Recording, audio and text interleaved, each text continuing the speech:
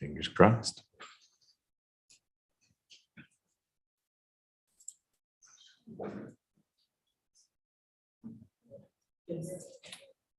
It worked. Woo. All right.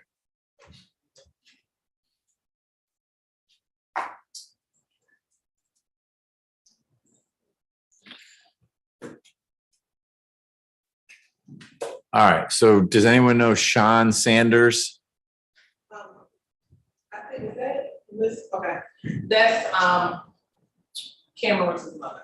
Okay. Have her do the live stream. She should go to YouTube. YouTube works now. It didn't work this morning, and so it's fine that people were plugging in, but I'm going to push people out unless they are affiliated with the, because the YouTube is up right now. I just saw it. So Ms. Sanders, if you can hear me, you should be able to get the YouTube feed that you may have used yesterday or previously to follow along with the trial. Your Honor, this screen is frozen. I'm not sure. I don't know how to get that one going. I don't know what that one. Oh, that may be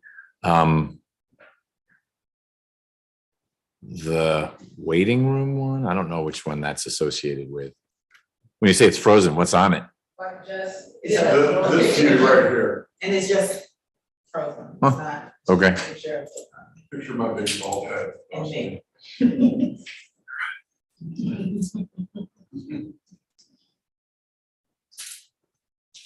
Well, I'll have IT folks come to address that. That's minor. Good. Everything's working.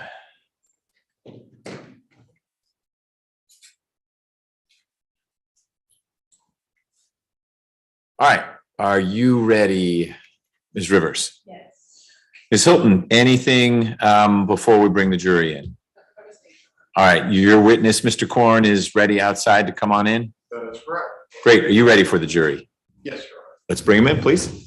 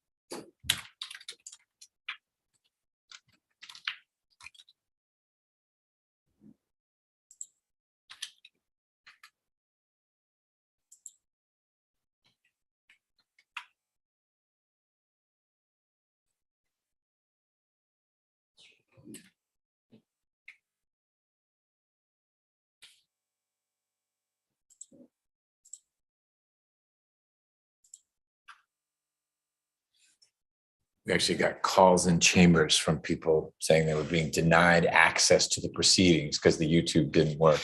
They were invited to come down to 8D. Yeah, well, that was the explanation. Is there a constitutional right to YouTube now?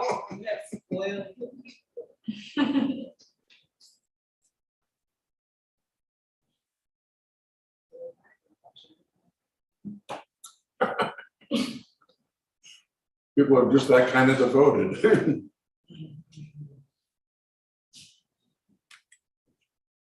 All right, adjourn.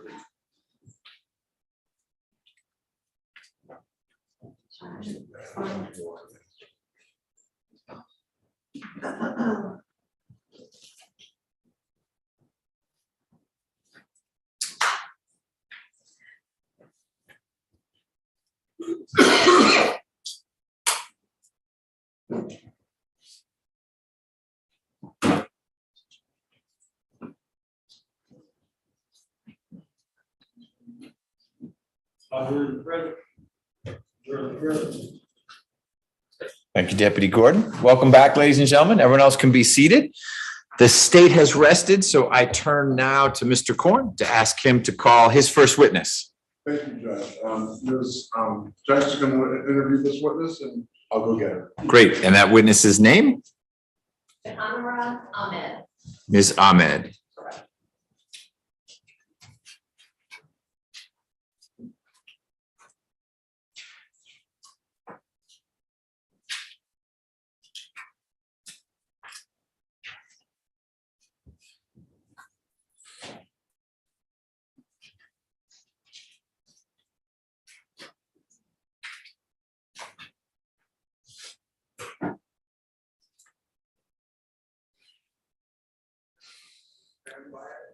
Is that screen still frozen?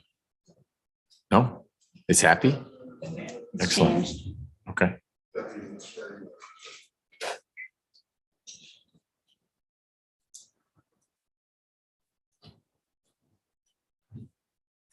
Right this way, ma'am. Thank you.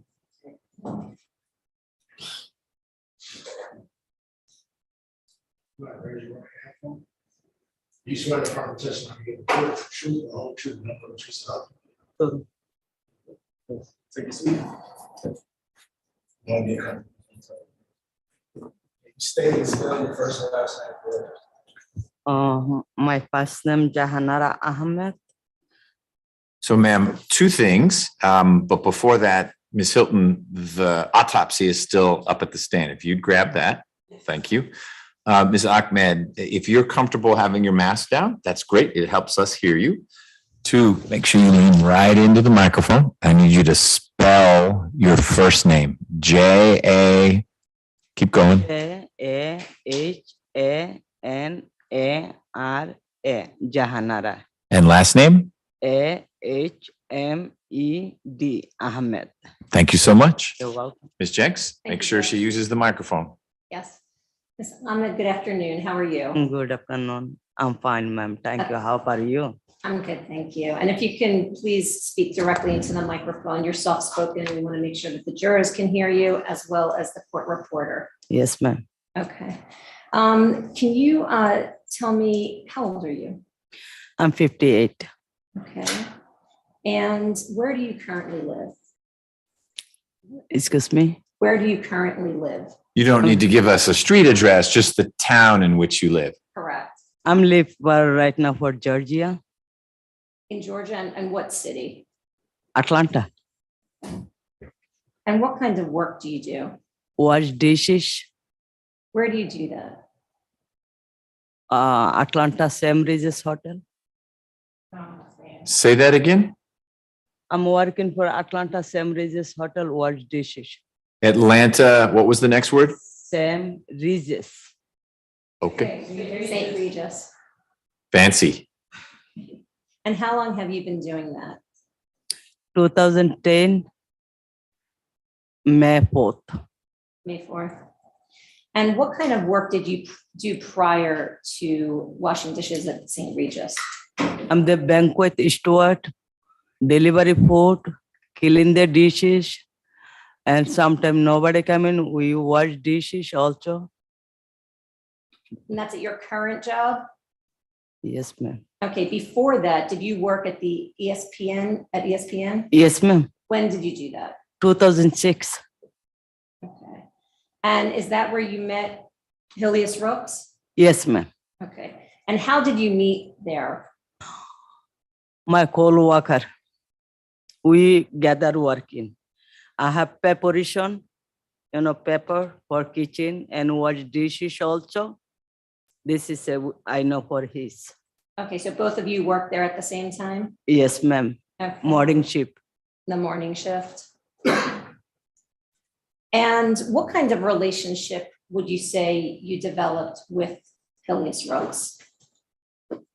He's my co-worker. I'm not read and write. My from Bangladesh. I believe it. I give it to my checkbook.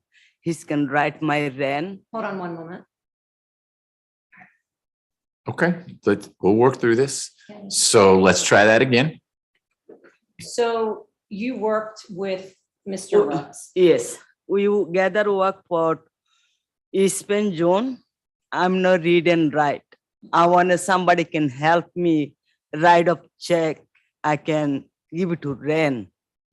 I see. So Mr. Rooks helped you learn Yes. to read and write in English? He's write down my check for I give it to rent. I see. That time too, I believe it he can help for me. We each other go day by day close. 2006 to now. Okay. He's take care for me. I'm there also for diabetic person. I'm take it morning insulate, 16 yen, and night time, same thing, 16 yen plus 1000 milligram metformin. Okay. He's so- the one person take care for me. So he helped, you have diabetes, Yes, and so he has been helping you in terms of yes, the treatment for that? yes, ma'am. I see.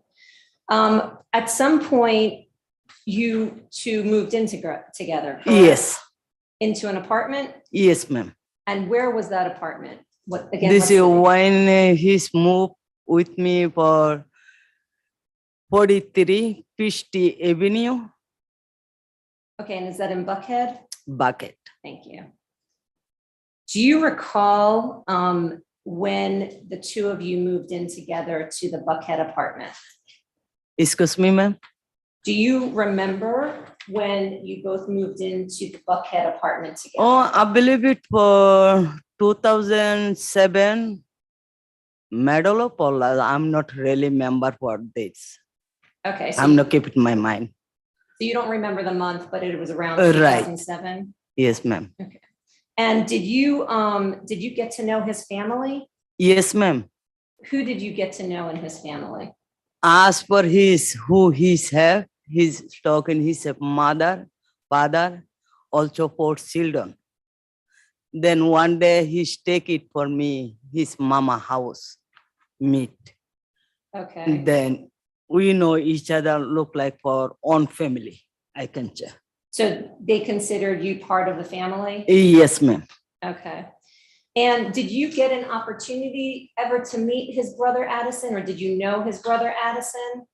I know his older brother, I don't know younger one. Okay, so the stepbrother? Yes. Okay. You said that you actually met Medotha Rooks, his mom, Yes, ma'am. and also Hilly's father, Jimmy. Yes. Where did you meet them? Their house. And do you remember what year you would have met them? No, 2007, I'll be going for their house relationship, but I give to spend time. We go together for fishing. His son, his father, his mother, me, and Helios also. We go to some time for eating Chinese, but we have really good time. And when you say Hilly's son, do you mean Cameron Rooks? Yes. How often, if you have an idea, would you get together with the family? Would it be a regular basis in terms of once? No, a I go month? to every week. I don't have anybody. When I have off, I'm not very good to speak English that time. And also I'm not read and write. I spend time for his mother. His mother talking, I remember she have elementary school teacher. Then I be like, Stop. Elementary, okay, I'm sorry. She was an elementary school teacher? right, ma'am. Then I be more interest to something learn. I'm no very good to speak English still now. And that's all So I she know. was helping you to learn English? Yes, Because she was a teacher? yes, ma'am. Okay. And we go to sometime outside, eating, visit, And this started before Hilly's father, Jimmy, passed away? Yes. Okay. Do you remember when Jimmy passed away? Were you around the family at that time? Jimmy, his passed away 2012, 2012? June. I don't know for what day. I don't Okay. remember. Okay. And would you say that the family was close, that Hilly's family was close? Yes. And that they had a good relationship? Yes, ma'am. When Jimmy passed away, Miss Ahmed, did you attend the funeral? Yes, I have picture, but no for his very picture. But when we bury for when come in house, that time when we sit down, this I have one picture. Okay. So you attended the funeral and then you went back with the family to his family home? Right. And that was on North Avenue? Yes, ma'am. Okay.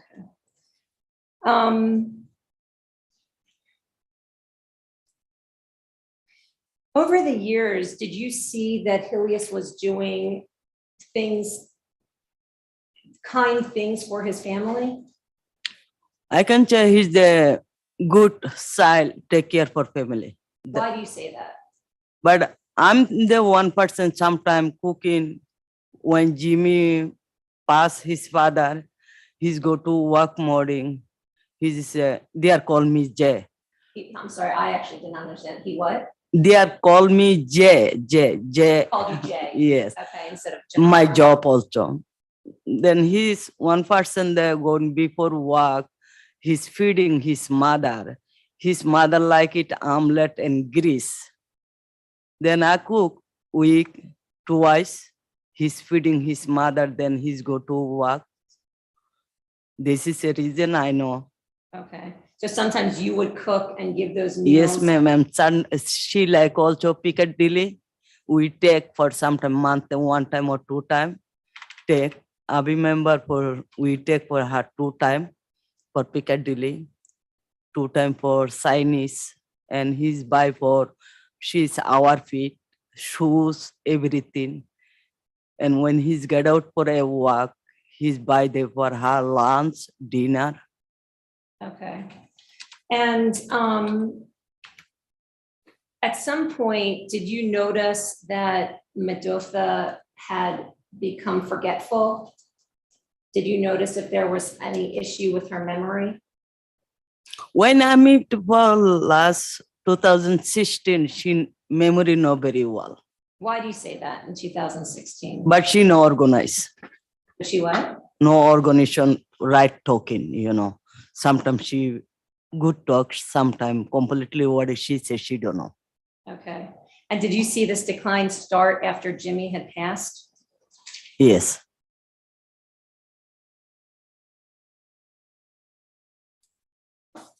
Now, during these years, Hilius was still living with you in the apartment, correct? Yes, ma'am. He wasn't living with his mother. No, he's go, he's coming, he's going, he's coming like that. Okay. You He know, was working full-time. Right. right. Did Hilius always pay his part of the expenses or bills for the apartment that you shared? Yes, ma'am. I have my phone, how he's pay. I have on my phone.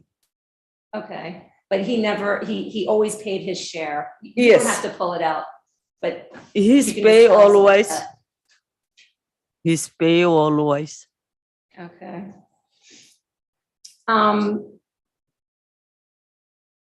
Moving forward in 2016 or the end of 2016, at some point, did Hilius move out of the apartment? Yes, he's out of my apartment, but he's pay for my rent, Okay, but not too long. He's going and couple of days stay, again come back, and he's called me, hey, you okay? You take it your medicine? Don't worry, when I come in, I'll be right down bill. Don't worry, my gas, my electricity. He's the one person riding. He's okay. always calling me. So Medotha died in February 8th, 2017. Before she passed, had he moved out of your apartment for a period of time? Yes, And do you know why? but he's tell me his father when die, his mama memory no good. He's needed a clean house, bathroom, and his mama alone. He just say, I'm there, take care of my mom, I'm there, take care for you. I need to take care of my job. Then don't worry, I'll be here. I need my mom, take care. Then I say, he's go ahead. Family the first. Your mother the first. I'm friend always corner for you. I just talking for his. Then he's go. Yes. Okay. Did you ever have an opportunity to meet his aunt Osidel? Who? His aunt Osidel Reeves? I meet for one, but I don't know for she older or younger. I don't know. Okay. I So you mean, didn't know her well. yes. One moment, Judge. Thank you so much. No further questions at this time. Thank you. Hold on. There may be questions from Ms. Hilton. Okay.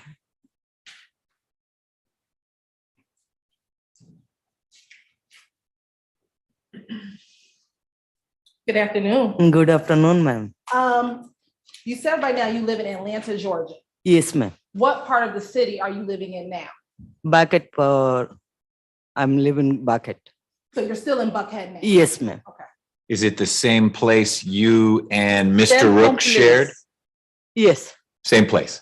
This is different building, every 2 years, 3 years later, when rent going to high, then move other building, but same area. Okay. So you said you first moved in about 2007? Y'all first moved, you and Mr. Rooks both moved in together about 2007? I'm no move. Rooks move with me. I apologize. He moved in with you Yes, ma'am. and he began paying half of the bills? Yes, ma'am. Okay, at that time, in 2007, we'll start, how much was the rent? My rent I pay for 550, And did that rent increase? 1 bedroom, For a 1 bedroom? 1 bedroom. Okay, did that rent increase over time? I'm sorry, I don't understand. Did the rent go up? Yes, Okay. In 2012, how much was the rent, do you think? I don't really remember. I remember for when $6,650 come in, then I have 1 bedroom. He can stay with me for 1 bedroom. My lease over, I move for 2 bedroom. Same building for other, this 40 building, I take for 2 bedroom, it's 700 some dollar. Then he just say, okay, I can stay 1 room, you stay 1 room, or you go to 50-50. Okay, so when y'all moved, do you remember about what year you moved from the 1 bedroom to the 2 bedroom? No, when he's moved for me, I have really few months left for 1 bedroom. I need to sign it, my lease. Then when my lease finished, this is a reason when he just say he's going to move with me, I have 2 bedroom, I take it. But I don't know, really remember for this many years ago. I'm not keep it in my mind. And how much are you paying for rent now? Right now, 1,135. And back around the time when Ms. Rooks passed away, about how much were you paying for rent, if you can recall? This every year's rent going to up. I'm talking, I'm different building stay when less go to 900,000, 800, then depend how is my income I effort and not. This is a reason every 2 or 3 years I move it. But at the minimum, it was $550. Right now, you're paying $1,135. But it went anywhere from $650 up to $1,000 for your rent. My rent, Yes. $1,135 plus gas, electricity. Okay. How much are you paying on average for gas and electricity? I can say right now everything going to up 140. 140 total for gas and electricity? Yes, sometime more coming. Okay. And when Mr. Rooks was living with you before Ms. Rooks passed away, were you still paying gas and electric then? Yes, ma'am. And was it still around this $140 figure? No, How much was it then? sometime $35 comes, sometime $50 comes, sometime less the coming, depend how is. I'm one person. Sometime I'm cooking, sometime I'm not cooking. I'm the one person for a house. Was he splitting that cost as well?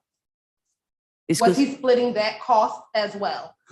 I don't know, he's paid for me right now for $620 per month. I'm not that account person. I'm not read and write. I'm not either very good speaking But very right, well. right now, meaning this month, last month, Mr. Rooks is still paying 600-ish. $20 every month for 2019 when he's got out on the jail. Before that, so when Ms. Rooks was still alive, Before, I don't really remember.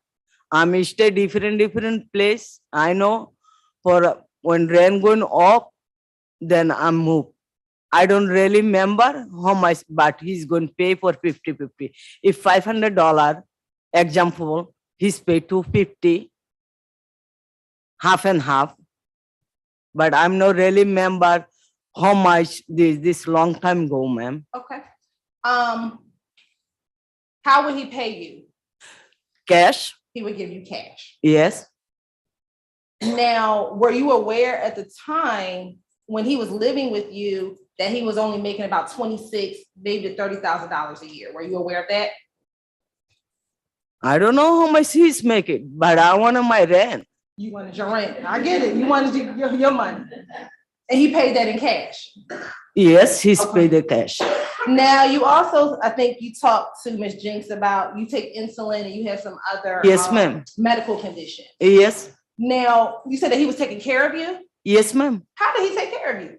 But sometimes I'm not reading right. I don't want a wrong medicine. So he would make sure you had the right medicine? Yes, ma'am. Okay. Would he sometimes go and pick up the medicine for you? Yes, All right. Would he ever take you to go to like your doctor's appointments? yes, And would he drive you to your medical appointments? yes, sometime. All right. And was this in that time frame when y'all first kind of moved in and were living with each other? That when his first time moved with me, we have just co-worker. Okay. Co-worker. Then day by day, I'm going to close. I don't have anybody. I need a help, I need a help for read and write for my bail. This is I trust for that he's the right person for me. But he would help and take you to your medical appointments. Yes, ma'am.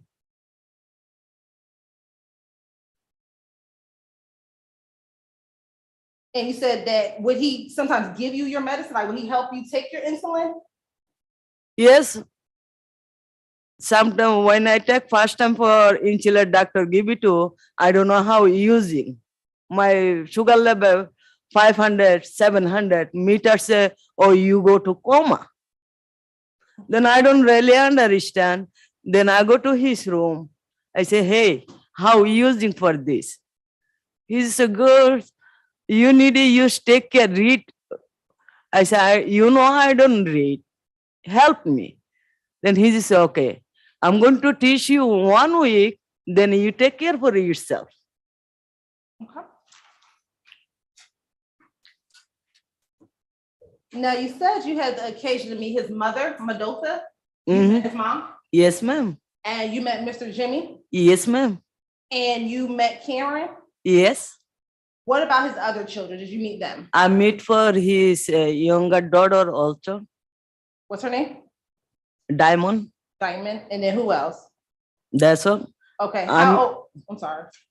How I'm- old is Diamond? I don't know how old.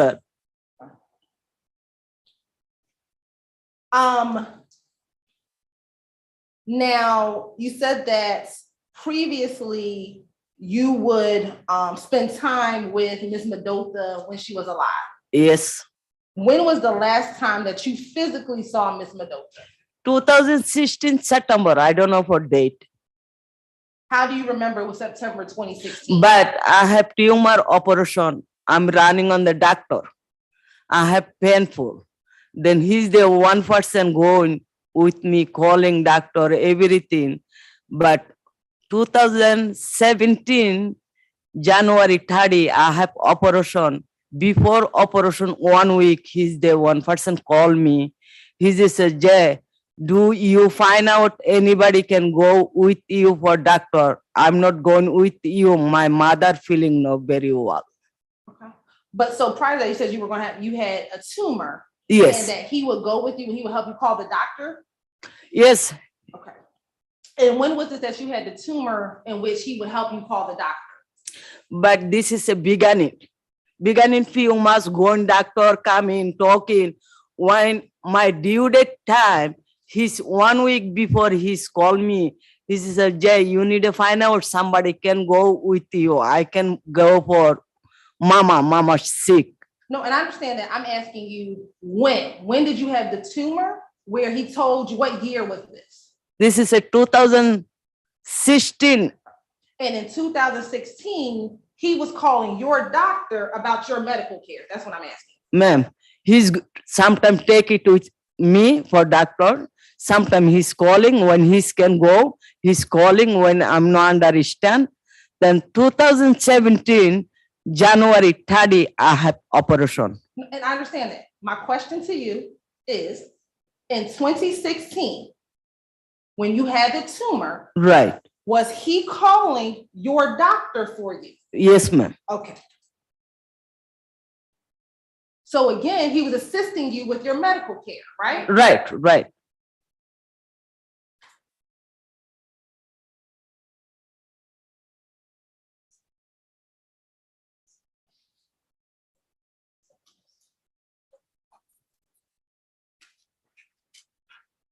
Now, you said the last time you saw her though was in September of 2016, the last time you saw Ms. Brooks, right? Yes, ma'am. Where were you when you saw her? Their house. At Ms. Brooks's home? Yes.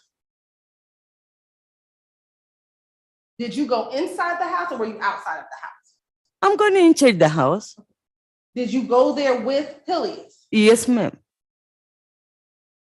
Where was Ms. Brooks at when you went into the home and you saw her? I go most of the time every week. When I'm sick, then I go every month. I can take care for her very well. And he's the one person talking when his father died. Said, if you alone, mama alone, you guys can each other give it to time, be good. When you went in the house in September of 2016, Ms. Rooks's house, where was Ms. Rooks in the house? I don't know what he's in the bedroom, his mama and me in the living room, sit down, talking.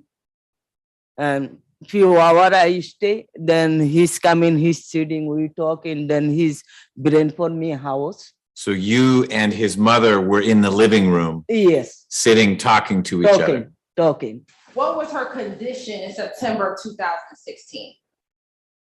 What was her condition medically? What did she look like? But she feeling not very well. Okay. Was she wearing clothes? No, when she talking, I thinking for before she talking, now she talking, look like gross for me or upside down. So she had ups and downs when she was talking. Yes. Now you said prior to that, so prior to last seeing her in September of 2016, when was the time before that you saw her? I go to, ma'am, I don't really remember for time, month, but I know when my off day, I spend time with her and Rooks, his take for me.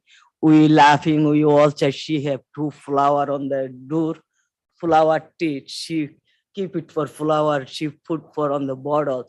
Say, he's smiling good. Jay, looking, he's smiling good. I remember for that, but I don't know for, other thing. I don't know anything. So was that after Mr. Rooks died or before Mr. Rooks died? I'm sorry, I don't understand. Sure. You just said that, let me go back. I asked you, when was the last time you saw Miss Rooks before September 2016? Do you have an answer for that? No, I know 2016, September, I go for my feeling when I take for hard water bottle all the time and 10 or all 1,000 milligram, 2, 3, when my tumor have paining and bleeding, everything. Okay, When I got that. Ask a different question. Okay. So you don't remember before when you last saw her? No, Or September 2016? but I know we go every month, every week, but I don't know I don't write down for calendar anything. Okay. And how long were you going every month and every week to see her? What?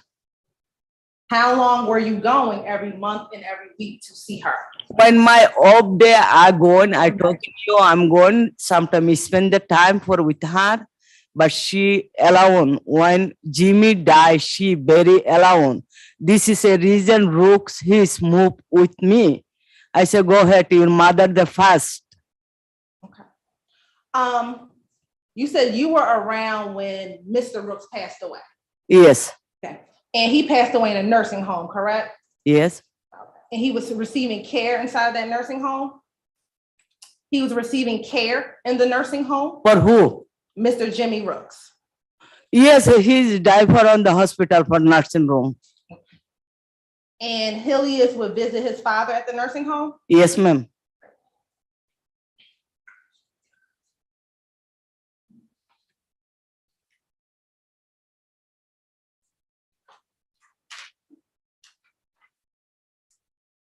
Now, in your house in Buckhead, Yes.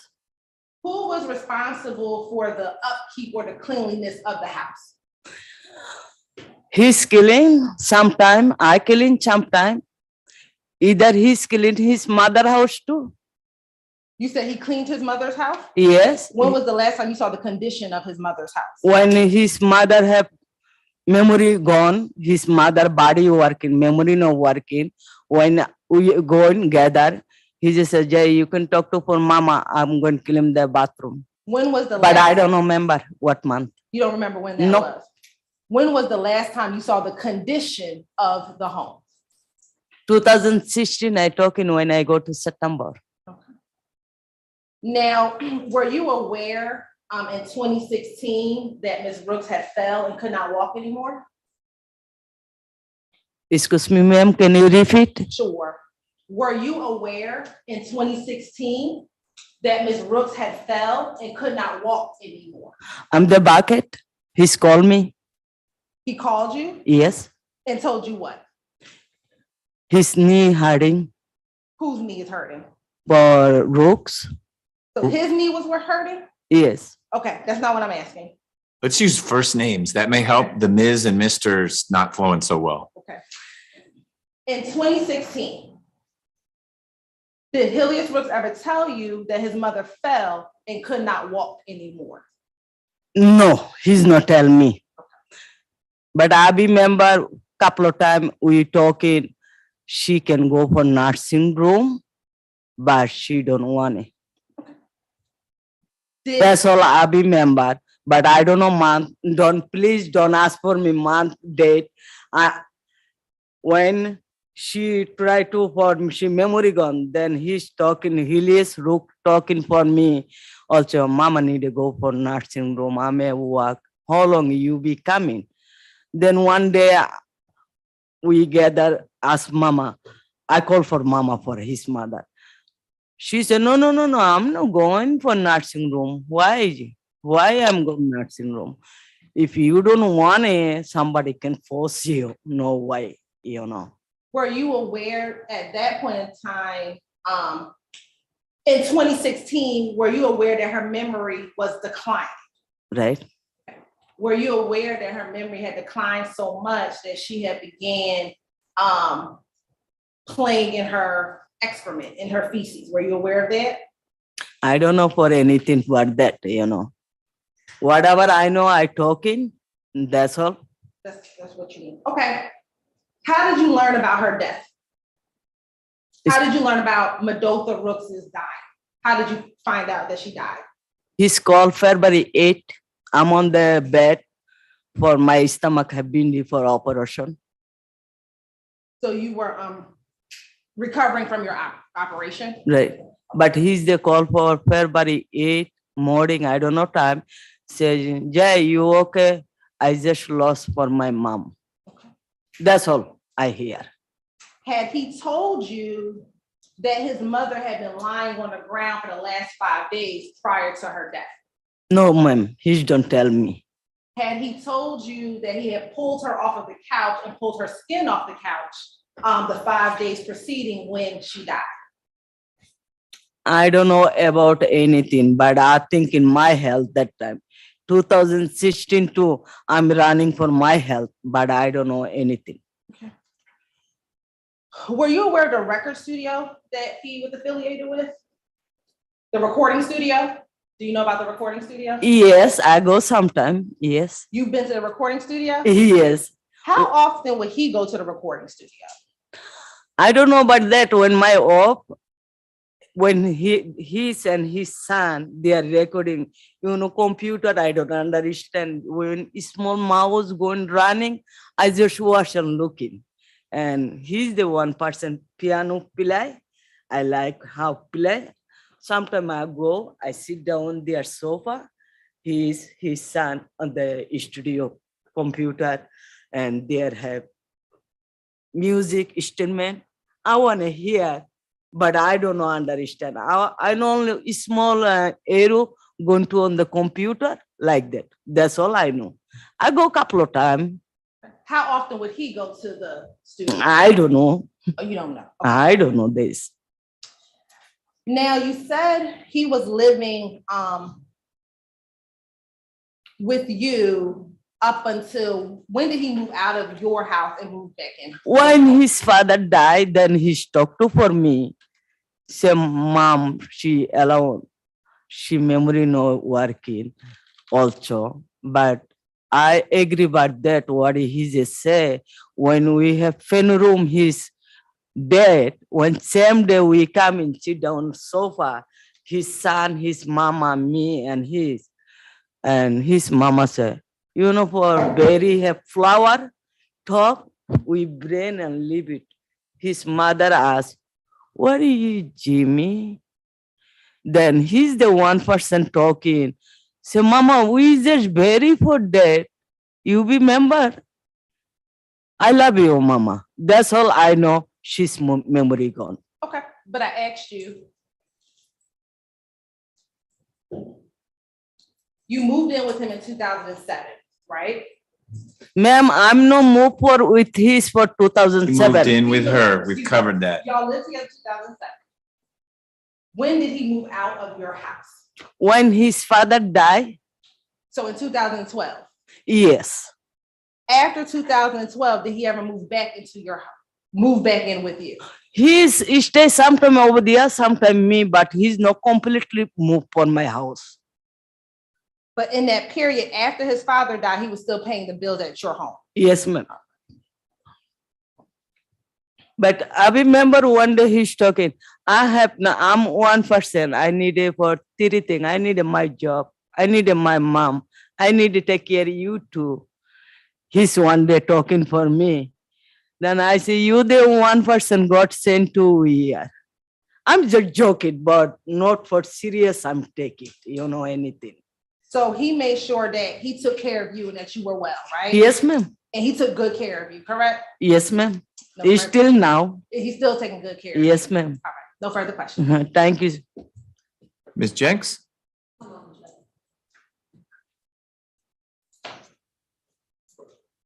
Nothing for the judge. All right, any questions from the jurors? Nope. Thank you, ma'am, for coming here. I very much appreciate it. You Thank be you. safe, okay? Thank you, sir. All right, be careful stepping down. Thank you. Judge, we're complete with this witness. Can she stay in the courtroom? Any objection? No objection. for this. She may. Next witness, Call for retrial. Mr. Rooks, come on up.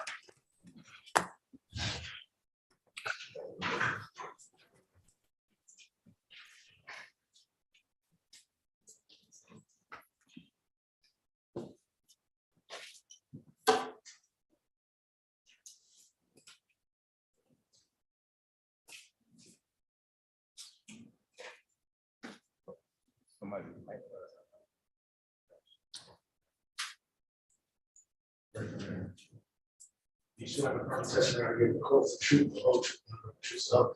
Yes. You want to take a seat?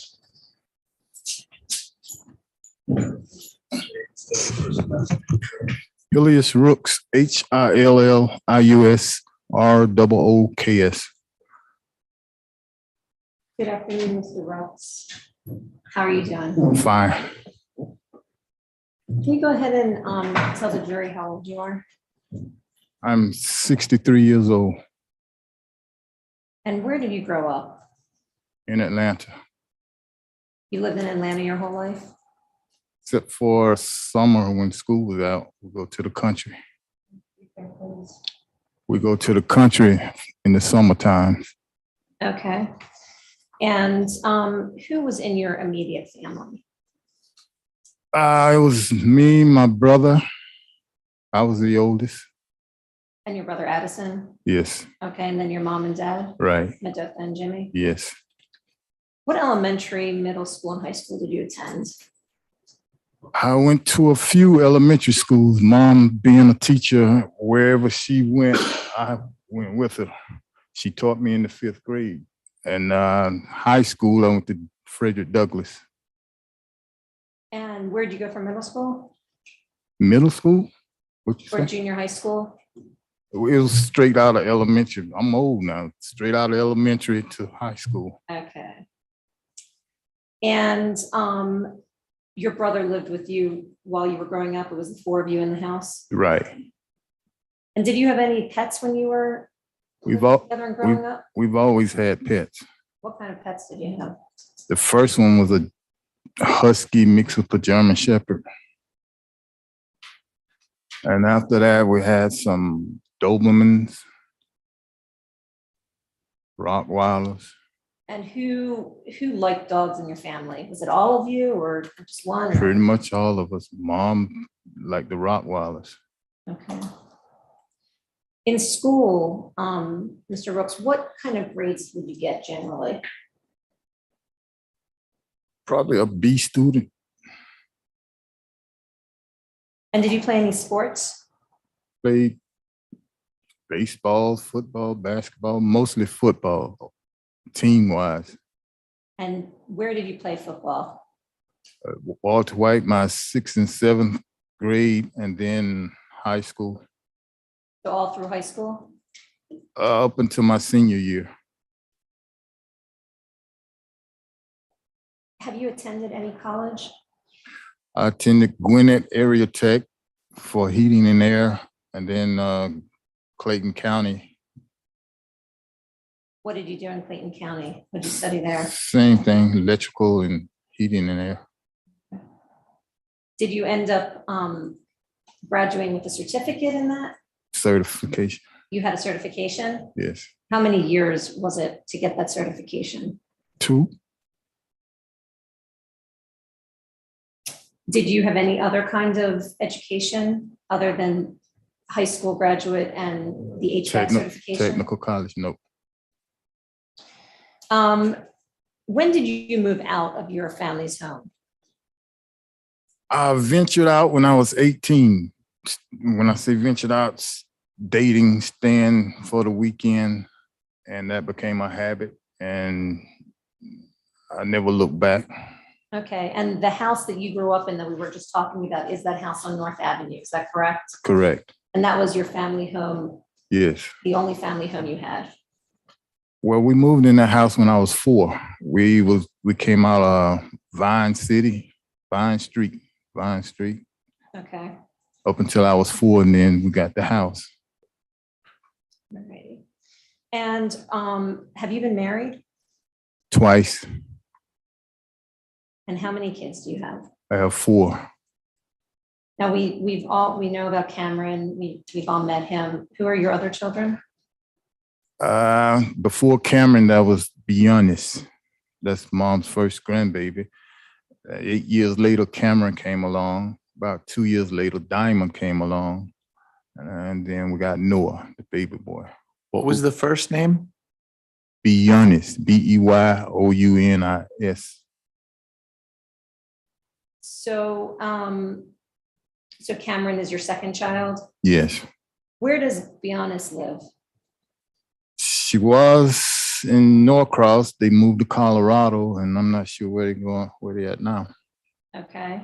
And how about, and Diamond and Noah share the same mother?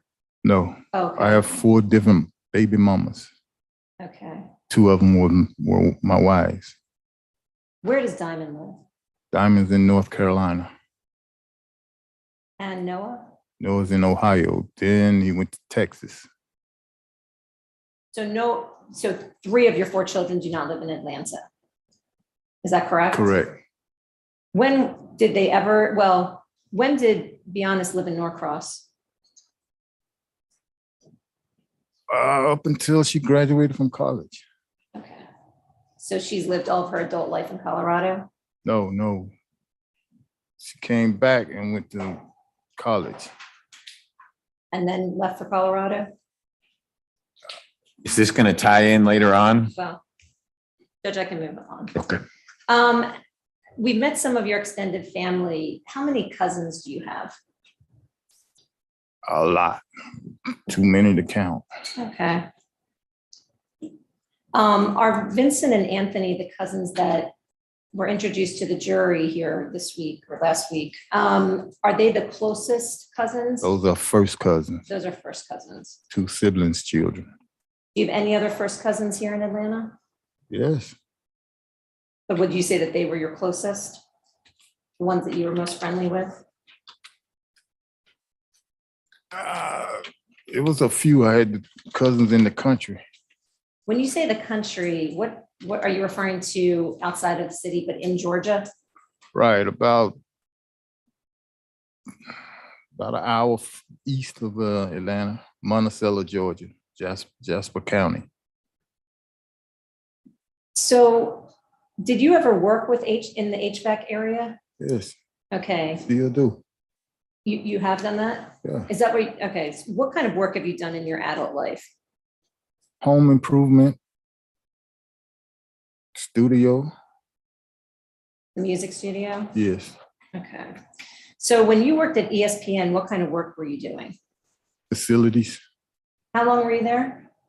About 9 years. From what year? Do you recall from what year to what year? 2000, 2009. 2000 to 2009? Yes, Okay. And it's at that time that you met Jay? met on the job. Okay. And when you were at ESPN, did you also have side jobs? Yes. What kind of side jobs did you have when you worked at ESPN? Plumbing, electrical. And then after ESPN, you worked at Georgia Tech? Or was there something in between? After that, I had two jobs, Ellis Hotel and then Georgia Tech. What did you do? Both at the same time. So you were working at Ellis Hotel and Georgia Tech at the same time? Right. Okay. What years were you at Ellis Hotel? Your 2010, probably about 6 months. Okay, so it was a short time there. Right. And then when did you start working at Georgia Tech? 2010, Until 2017? 2017. What kind of maintenance did you do for them?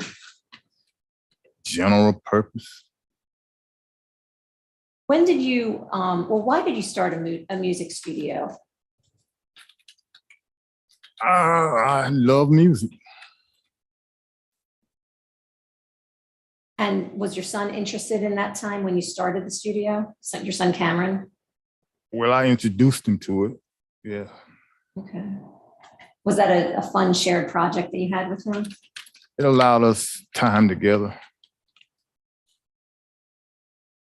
Because you were divorced from his mother, correct? Correct. And I think in this setting, it's all right. I'll be careful, Judge.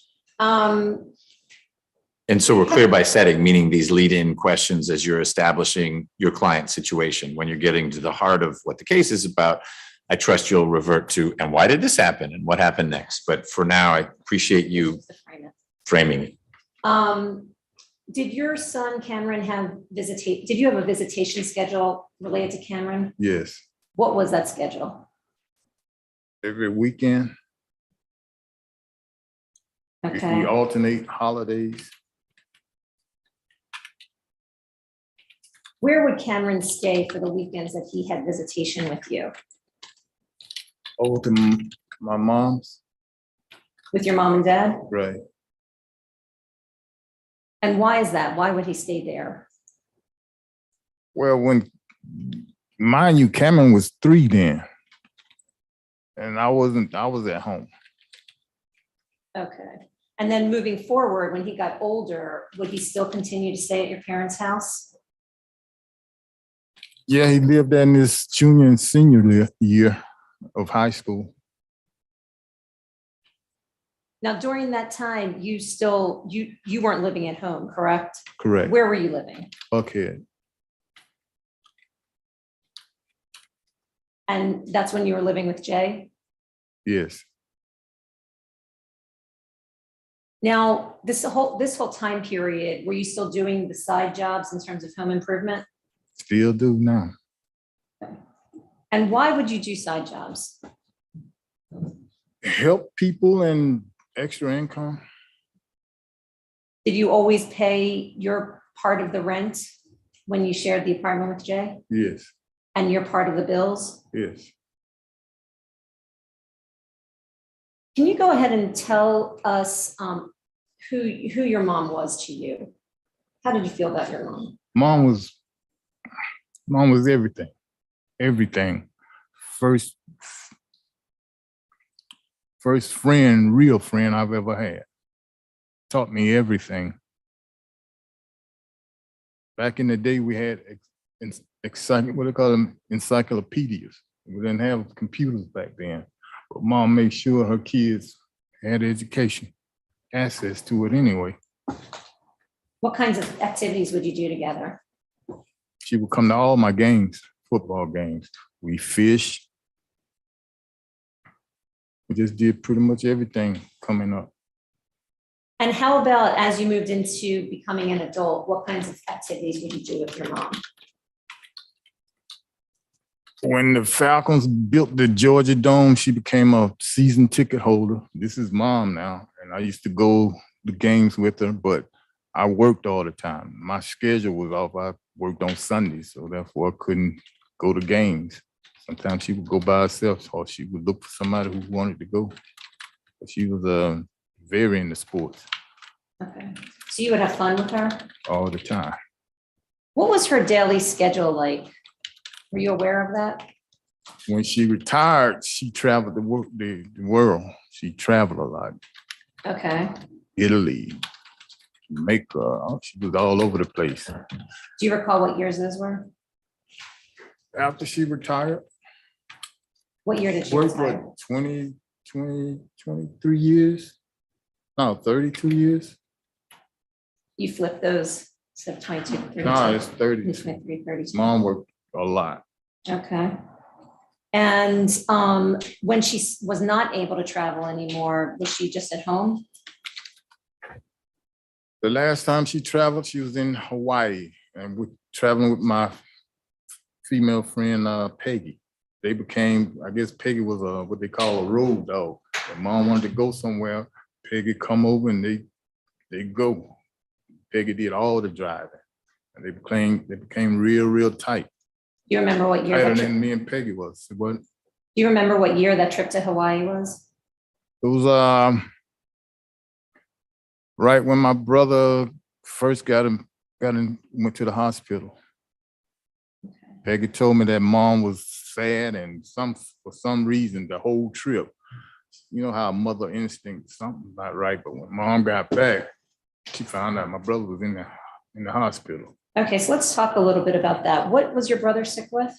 Cancer, colon cancer. Colon cancer? And how old was he when he got colon cancer? Do you recall? When he got it, probably 40. He was probably 42 or 3. Where were you living when he got sick?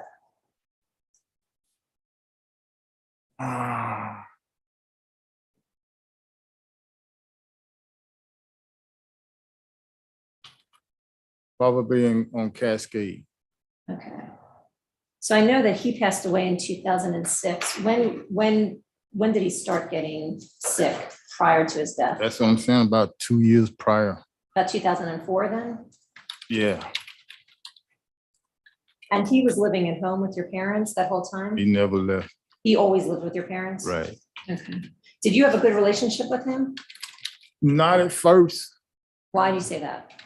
We I don't know, brother, you know how brothers do. But then towards the end, we became best friends because I used to be like a referee or mediator for the family. When they have their little arguments or whatnot, they would call me to come over or call me to talk to your mom, talk to your dad, talk to. So you were like a mediator? Exactly. Okay. And were those just like kind of normal family arguments, or was there something that stands out in your mind in terms of what was going on? It was a lot of accusing What do you mean by that? from Mom. But Judge, appropriate? Well, it goes to the family history judge. Okay. The more you focus it on mother-son, probably the more relevant, but I appreciate the need to weave together some of the pieces. Thank you. Okay, so may he answer that? He may, but just be advised, we were going to hopefully arc back to mother-son. We are. Okay. Do you remember why was your mom accusing, or what was going on in terms of this? Mom would accusation? accuse dad of taking stuff, a purse or stuff in a file cabinet, the keys to the lake, stuff like that. Were you aware if your father was actually doing that? See, that's the thing. I was caught up. I didn't want to choose sides. You know what I'm saying? If dad is doing this or if mom just saying things, for a while, I was caught in the middle, not able to make a choice. Okay, so Choose you didn't really know sides. what was going on. And Nope. was this close to 2006, getting closer to when your brother passed? Yep. How did his, Yes. so he died in your family's home, correct? Doctor sent him home and said, there's nothing we could do. We're looking at 6 months. And 6 months he was gone. Okay. And did he have hospice in place during that time? He had a hospice, yes. And when did hospice get implemented? When did hospice come in to take care of your brother? Those 6 months he had left. So literally 6 months before he died? Were you around for that? I didn't get an answer. Oh, I'm sorry. I'm sorry. You have to say yes. You should. Yes. Or no, whatever the answer is, just make sure you make it audible. What was the question? The last question was it 6 months before your brother died that hospice was in place? Yes. Were you in the house, in and around the house at that time? I think I came home a week before he passed.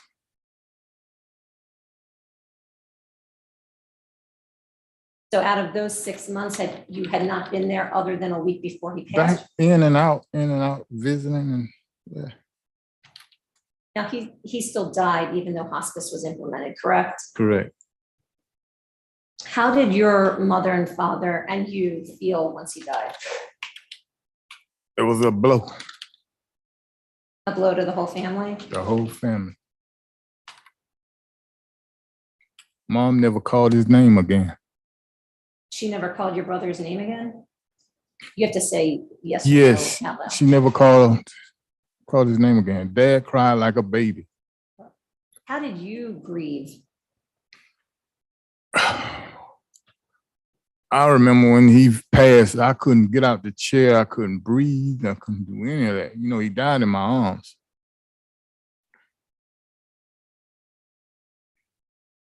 And was he buried in Atlanta? Monticello, the country. Okay. So between Addison dying and your father's death, and I know these are, the hallmark moments that we've been talking about, what was going on in between that time for you? Where were you after your brother died? Were you just living your life Buckhead? and you were still working? Yes. When did your father, we know that he died in 2012. When did he first get sick, Mr. Rooks?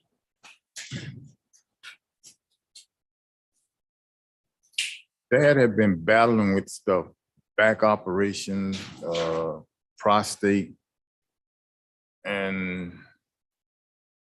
I think around 2011. So about a year before he passed? Right. And was he able to move in that year before he died? Was he mobile? No, he was in the makings of rehabilitating, building his strength up to walk. Okay. When did he start rehab to help him get back to walking? Right after that surgery, When was the surgery? around in 2011. Okay, so he went through surgery in 2011. What was that for? To walk again, learn to walk, build his strength up. Oh, the surgery was to remove some kind of tumor around his spine or something. So they had to take a tumor out from around his spine? Take something, yeah. Were you around during that time frame where he was having these medical issues? Yes, But you weren't living in the house, correct? no. Closer to the time that do you recall when he went into rehab? 2011, Okay. At some point, he ended up in a nursing home, correct? correct. When was that? That was the rehab. The nursing home was the rehab. Rehab and nursing home are the same thing for purposes of talking about your father? Right. Okay. He was in two rehabs. Why was he in 2 rehabs? One, he was in a very nice facility. I had some cousins that got into it when his sister passed. She passed of dementia. They was arguing over what they're gonna do with it and all that. Dad got up, walked out, got in his truck and went down there and buried his sister. They put him out. They said, if you could do this, then you don't need to be here. So he got into this other nursing home, which I don't like. And I think they killed my father. Why do you say that? I get a call and say, well, Dad used to complain about them kicking his shoes under the bed, dropping his phone in the sink. When you say that, let me just stop you there. When you say they, who are you referring to in the? Dad told me this. I know, but who was doing those things to The him? nursing home. The people working in the Right, nursing home? right. The nurse's aide or whatever you call them. How long did that go on for that he described them hurting him? Almost a year. So he said that they kicked him, Kicked the shoes. kicked his shoes. I see. What else did he do? What else did they do that he did not like? They dropped his phone in the sink of water and you can't call. Did you ever visit him at that nursing home? Yes. They used to steal his clothes.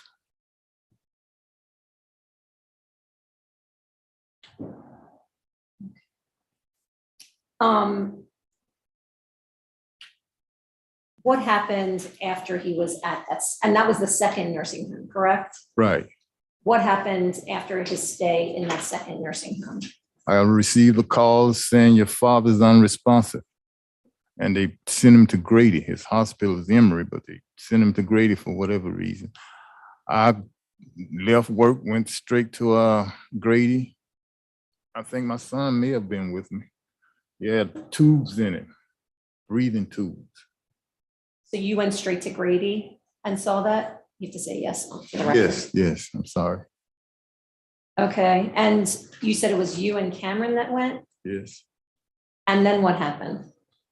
So the next day I went and Dad was sitting up in the bed eating. I said, dog, Dad, you scared us. You like to left here. I said, That was at Grady? yes. Okay.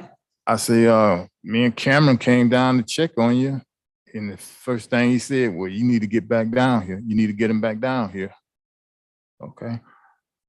The next day, all this is 3 days now. Unresponsive, he's eating, and then I need to get down there. Your father's about to expire. Who said your father's about to expire? Grady. So a staff member from Grady called you? Right. And what did they say to you exactly? Your father's about to expire. You need to get down here. So what did you do? I freaked out. I tried to explain, look, I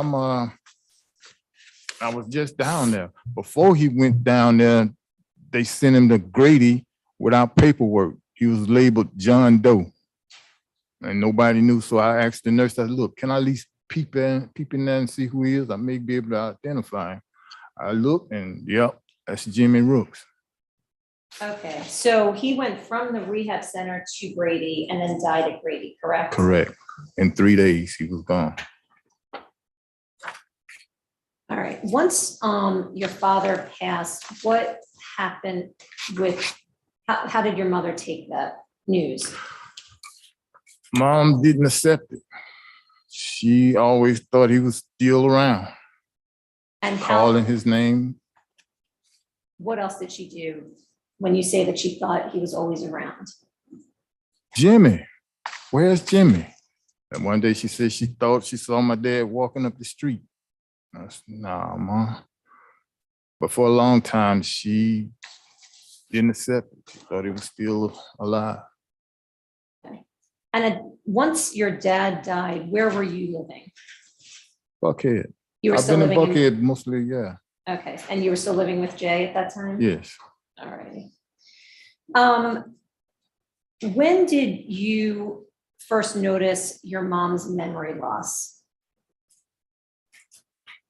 Right after she came back from Hawaii and my brother had passed, Peggy used to call me and say, you know, your mom's repeating herself. All right, let's talk about what maybe you and your mom talked about and not what other people told you. But she didn't remember Dad passing. Okay, so she didn't remember your father passing? Your mom Right. did not remember that your Right. father The had day passed. after the funeral, the same day, she asking about it. What did she ask? Where's Jimmy? Okay, what other signs of memory loss did she have other than that, if any, at that time that you Mom, noticed? Mom could remember stuff way back, just as good numbers and all that kind of stuff. She could remember that kind of stuff. But what they call it when I said, Mom, this is don't touch that. A few minutes later, she'll touch it, or she'll move it, or she'll misplace it. But she always misplaced stuff. And did that increase once your father died? I think it started when my brother passed. I knew that's when I started noticing Mom ain't the same. Would she remember what you would say to her? Yeah. And then she didn't. She was in and out, in and out. Did other people that were close to your family also make those observations and tell you, without saying what they said? Did other people report that they noticed memory loss for her? Only Peggy reported. Her sister, I don't know, I think it went in the family or something, but they never discussed it. When you say her sister, who are you talking about? Osadell. Let's talk a little bit about Osadell. So Osadell is your aunt, correct? Correct, And that's your mom's sister. correct. And she passed away in 2020? Right around COVID, when COVID first hit. Okay. What was Osadell's involvement with your mother? Osadell would come by when I'm at work. Maybe 3 times out of the week, she would come by. How did you know that? I used to meet her over there. You would meet Osadell at your mom's When house? I get off, she still be there. Sometimes you can see her going up the street. I just missed her. She's going up the street. Or I could tell when, you got food, salads and stuff, or she may have been shopping or something like that. I could tell somebody was there. Okay. And did Osadell drive? Yes, So she was able to get to your mom's house on her own? right. She didn't do night driving though. So when did Osadell, your aunt Osadell, start coming to your mom's house 3 times a week? After Dad passed, they used to take Mom shopping. They go shopping, do all kinds of stuff. Okay, so that's starting in 2012? Right. They love going to restaurants for some reason. Oh, you got food in the house, they still go. I just guess they wanted to get out. Now, you would still stop by even though Osadell was coming there 3 times a week? On a daily basis, yes. How far was your job from the house? Georgia Tech is about, if you are in sync with the lights, maybe 7 minutes. Okay. And is that part of the reason that you were working there? Yes, Do you know if your cousins are your cousins the sons of Osadell? no, Okay. Did Osadell ever tell you if Anthony or Vincent, your cousins Anthony and Vincent would come by? Objection, be hearsay. Are you aware, I'll reframe. Are you aware if Anthony and Vincent ever stopped by during this period of time? yes, Did you see them at your mom's house? Yes. So this is right after your dad died? Yes.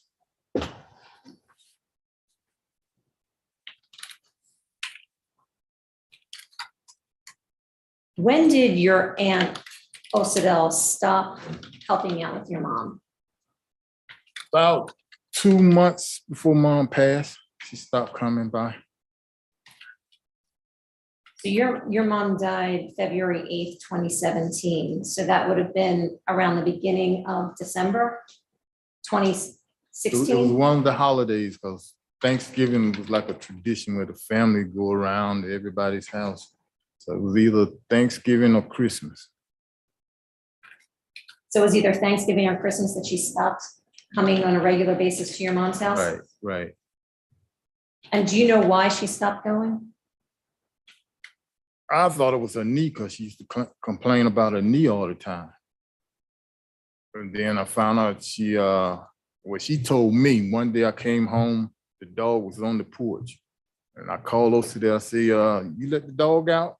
All she said was, I don't do dogs. But they're saying she was scared of the dogs. Which But I'm sorry. right, so if she was scared of the dogs, stopped coming by 2 months, what about the 2 months prior to that? Right, so actually, let's back that up. Do you recall when you got the dog? The dog was about a year and a half. Well, I'm not gonna remember when I. So is that mid 2015, Yeah. sometime in 2015? Right, that's when I made plans to start bringing stuff over to the house. I'm sorry, I missed that. Make plans to what? The middle of 2015, I'm making plans of moving my stuff to the house Moving your stuff from where? in Buckhead and then put it in storage. Some at the house, most of it at storage. So when you say you're moving stuff from your Buckhead apartment to your mom's house, what was the purpose of doing that? Get ready to move back home. So were you still going between the two homes, your Buckhead apartment and your mom's house? Right, right, But you had things in each place so you could stay? exactly. Did you ever fully move in 2015? Nope. Towards the end, I was around more. Towards the 6 weeks or so. Okay, we'll circle back to that in a second. I wanted to finish about the dog. So you said you bought the dog in about the middle of 2015. First of all, what's the dog's name? What was the dog's name? Najee. Nige? How do you spell that? Nigeejee. Okay. Najee. And why did you decide to get a dog? For companion, first of all, Companion for who? mom. Okay. Now, did she want the dog? Yeah, she was crazy about the dog. She was crazy about the dog? Had you guys discussed what kind of dog to get? I just picked that one because that was the last dog we had that mom had bought. When you say the last dog that mom had bought, you meant She that breed? brought a Rottweiler home, Shaka, a female Rottweiler. The name of the dog was Shocker. Shaka, yeah. When was that? Oh, Before or after your dad passed away? way before. So a long time ago. Long time ago. Yeah. Okay. But you knew that she liked this breed of dog, correct? I never knew about Rottweilers till she brought it home. Okay. And that breed, it was like a good family dog, smart. Okay. Was part of the reason, did you get it for security purposes as well? Not really. Keep no. your honor. Objection. We're getting close. Nah, that's overruled. I'm sorry, what was your answer to the No, question? we never got attack dogs or dogs for that. It was just mostly companion, family dogs. Okay. So when your mom was able to, do you know if she would let the dog out? I wouldn't know. I wouldn't know. Only one time I came home and the dog was sitting on the porch.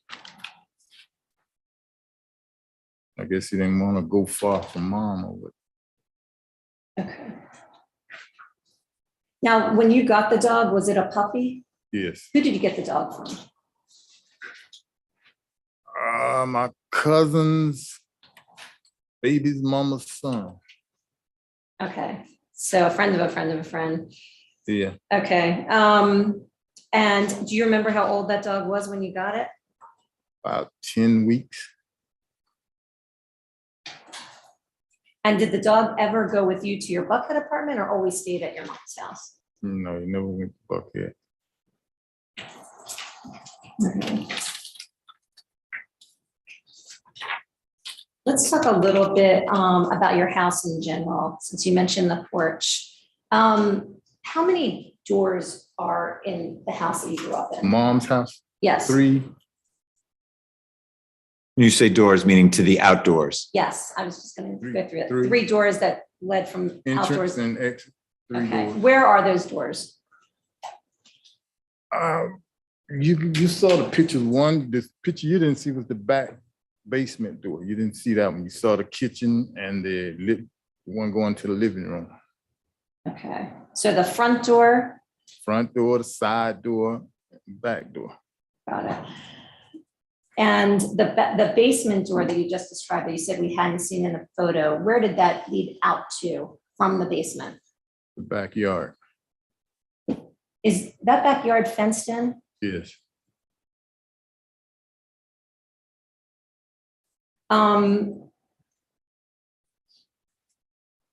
And does each of those doors have this double door that we've talked about extensively, where there's an outdoor bar door and then a wood door inside? Burglar doors, yes.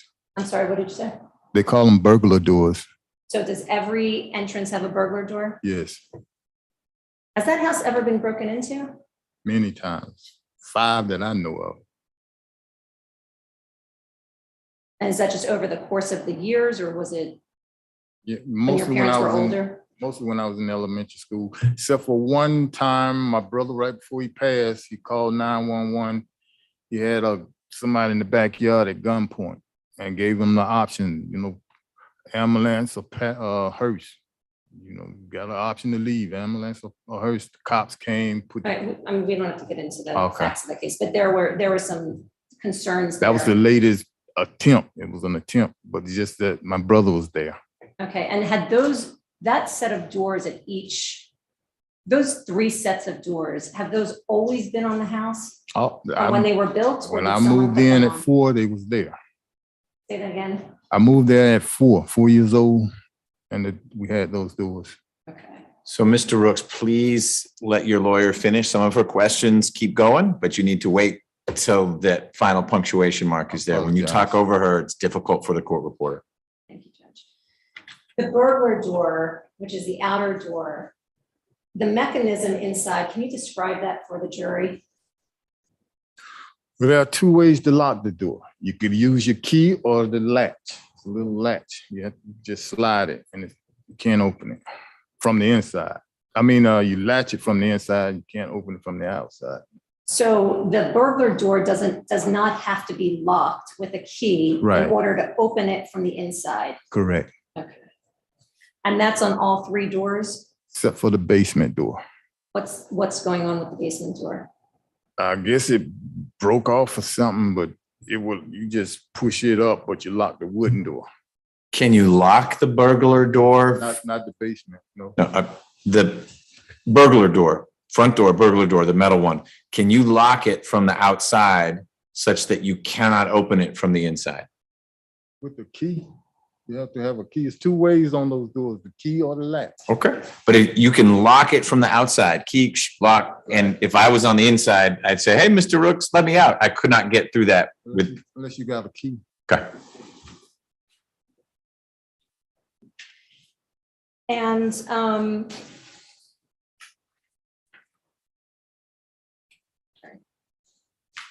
also related to your house, did you grow up with air conditioning? We had 5 window units at mom's house. 5, I'm sorry, what did you say? 5 window units. Okay, and were those in place until she passed? Yes, She died? yes. And were they in working order? I think one may not have been working. One in the basement, I don't think worked. Okay. And did you have heat in the house? Yes, And all of that was working? yes. Did you have any kind of security system in the house? No, There was a lot of testimony through law enforcement and the state's exhibits and photos of the area around your mom's house. Whose vehicles did we see in those pictures? Mom had 2 vehicles, dad had 2 vehicles. Mom had a boat. And why were they parked around the home? That's where they parked. And had those always been parked in and around the home even before your dad died? Yes. And then how about the tires and the ladders that we saw in the photographs? Do you know anything about those? The tires, I'm not sure. It may have been my brother. The ladders belonged to dad. I think they had a little boat that belonged to my brother. Okay. Mom bought a pool for my daughter, her firstborn grandchild. And was that an above ground pool? Yes.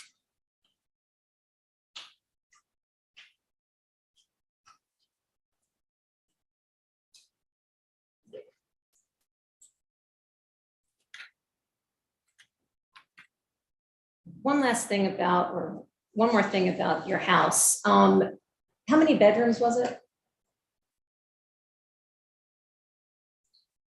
Maybe 5. One bedroom was like in the open. Like if I just set up a bedroom right here, it's in the open. Is that a room different to the living room?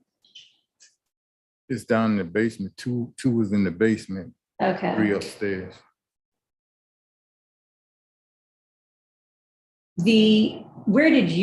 Which bedroom did you stay in when you would stay at the house?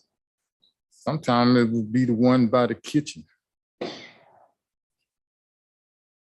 And is that where you moved your things? When you mentioned you moved your things from the Buckhead apartment to your mom's house, did they go in that bedroom?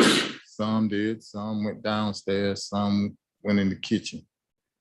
And the bedroom that you stayed in, is that also the same room that your brother Addison was in and Cameron? Yes, Now, there was a room that was called your mother's room, where it looked like there was a lot of clothing and a lot of packages. yes. And law enforcement talked about a string being tied to that bedroom door. Do you know who did that? Mom did that to keep the dog from going in there. One day I came home and everything in the bedroom was in the living room. The dog had went in and pulled everything out and was playing around with stuff. So she tied a string around a nail, I think it was, Okay. to keep the dog from pushing that door.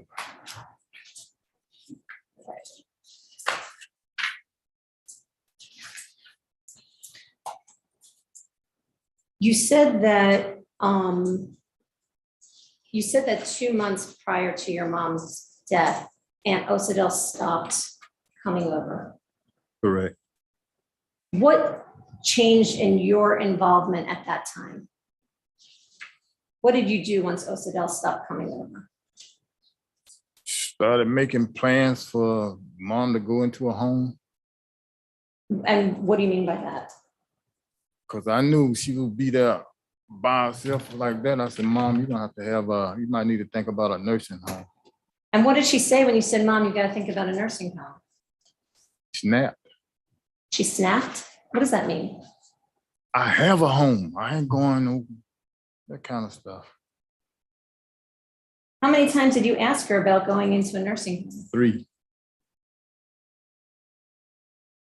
And what did she say each time? Hearsay. Was she willing to go into a home? Nope, she's changing her question, I'm sustained. reframing. Yeah, I'm reframing, Judge. Was she willing to go into a home? No. She wasn't willing no matter how many times you asked? The last time I asked, her eyes teared up and I knew right then, I'm not going to abandon you like that. I wanted to actually, I forgot one question. When Osadil was helping out with your mom, did she also help her go to doctor's appointments? Yes. And would she tell you, without saying what she'd say to you, did she tell you about those appointments? Would your Aunt Osadil tell you about the doctor appointments? Not necessarily. A lot of times, all three of us would go. Sometimes Osadil know that mom had an appointment and she go and get in front of other people. Osadil walk right in because they all grew up together. The Dr. Dowder and mom, and that was the family's doctor where he was. Okay. And your mom, would she see any other doctor other than Dr. Dowda? Nope. Why is that? She was stuck on Dr. Dowder. Osadil came over one day and mom was on the floor. So she called 911. And she called me. When I got down there, mom was taking all that stuff off. Like she ready to get up out of there. She's ready to go. At some point, Dr. Dowda actually wanted to have an MRI done of your mom's brain. Were you aware of that? When I took mom on her last appointment, Dr. Dowder asked me, you have any concerns? He said, everything's okay. Do you have any concerns? I say, well, her memory's starting to fade because she's still calling for my dad. So he set up an appointment to do a neurologist. Is that what that is? A neurologist? Yeah. Okay, and then what happened? So we went to the appointment. I'm sorry, Mr. Rookie, your insurance is canceled or something. Can you speak up? I'm sorry. I'm sorry, Mr. Rookie, Were you able to go through with that appointment? No. Why? Her insurance was terminated. Whose insurance was terminated? Mom's. And when was that? Oh, maybe a couple of years before she passed. So sometime in 2015? Yeah, 2015.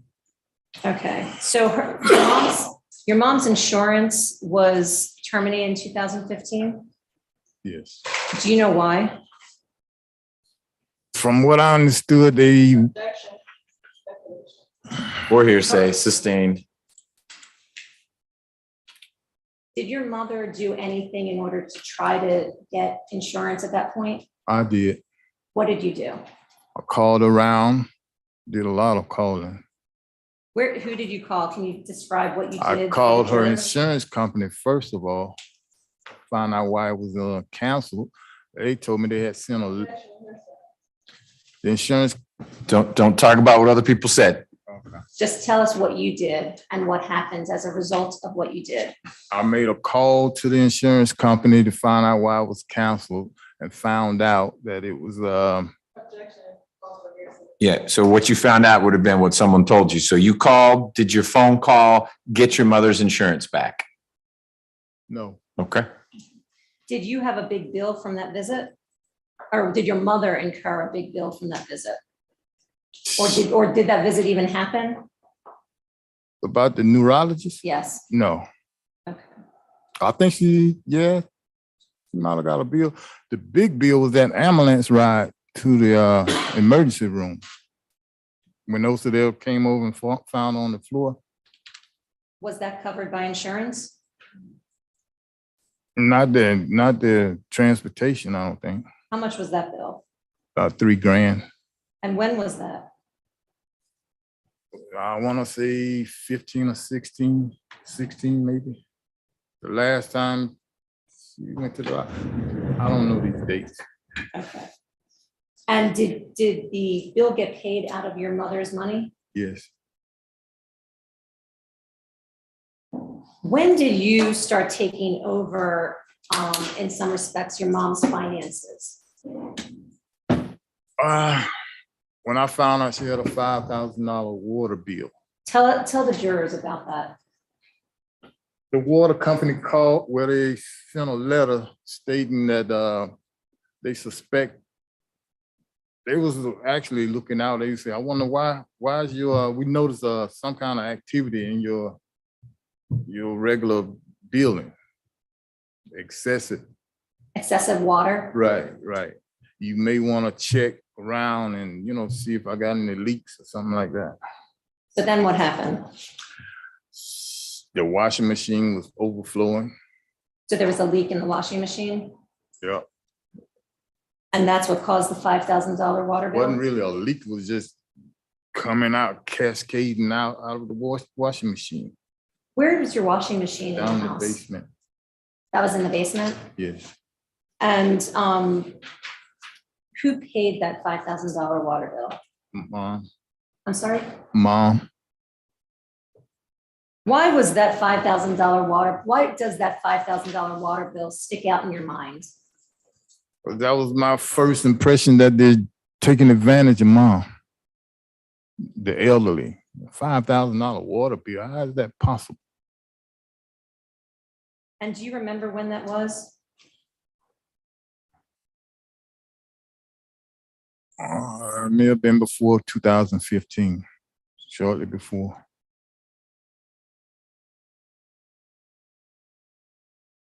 There's been a lot of discussion about your dad's pension after he died, and that those checks were going into your account.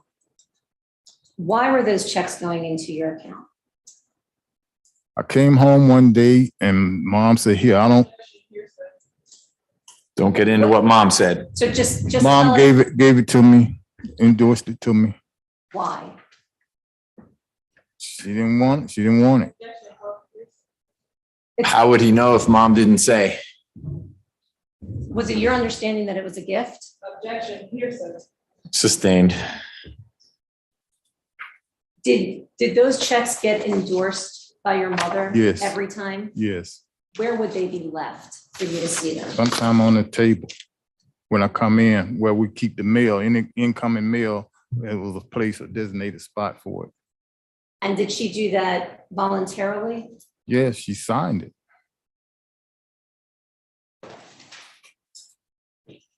When did that start? When did you start getting those checks? Not right after that, sometime after that, a few months, I'm not sure. You don't remember? There was also some discussion about withdrawals being taken out of your mom's account. Now, you paid all of her bills, correct? Right. And did you buy groceries? Yes. What other kinds of bills did you pay for on her behalf? Mostly utilities, clothes. Mom had I guess you want to call it a habit, the cash 3, giving money to both of the others when she take mom shopping. At least she'll have her own money because those there used to bring receipts back to me about showing me what she spent on mom.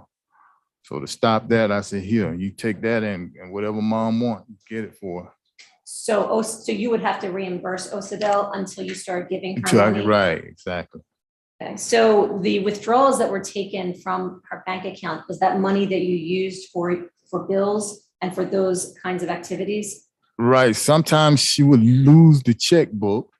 Who's she? Mom, she would lose the checkbook. A bill is due, so now I got to go and get money orders or find another route to pay those bills. And then she almost let her land get taken away, being late on that.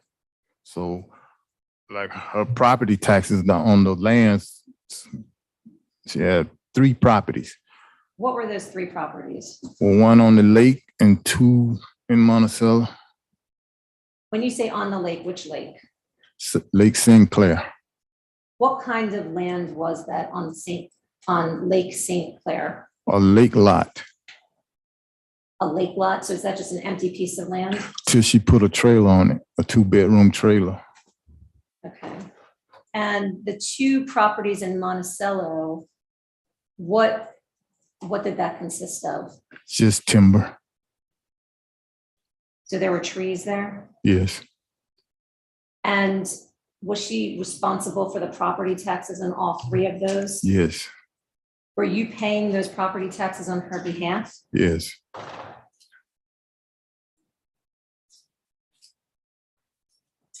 Did you pay those on a monthly basis or on a yearly basis?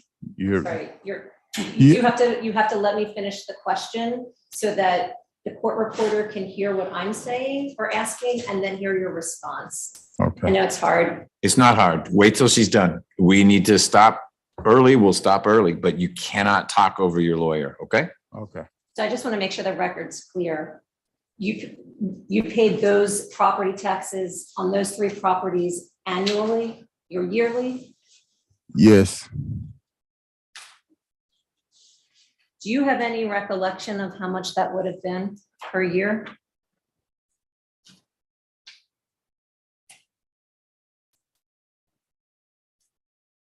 Maybe a little over 3,000. And is that I just want to make sure I understand, is that 3,000 for property taxes for all 3 properties or per property? Combined.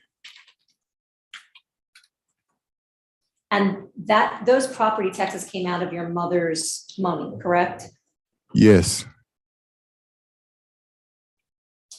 Did your mom have any other properties other than those 3? Well, 4 with North Avenue. Was there still a mortgage on the North Avenue house? No. But property taxes still had to be paid, correct? Correct. How much were those property taxes, if you recall? On which property? The North Avenue house? It wasn't that much. I'm not less than 100 or so. 100 per year? Yeah. And those amounts that you've just described to us went all the way through when she died, through 2017. Yes. Were you aware that your mom, did you know how much money was in any of your, like in your mom's savings account? Were you aware that she had $100,000 in savings? I think pretty much when around 2015, I found out.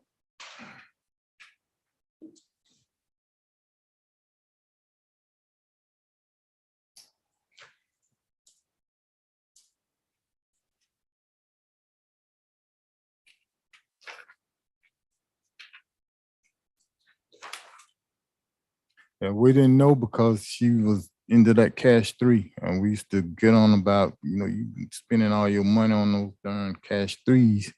When was the last time that she would have played cash 3 or did She this played- gambling that you talked She about? played up until, a couple of weeks before she passed.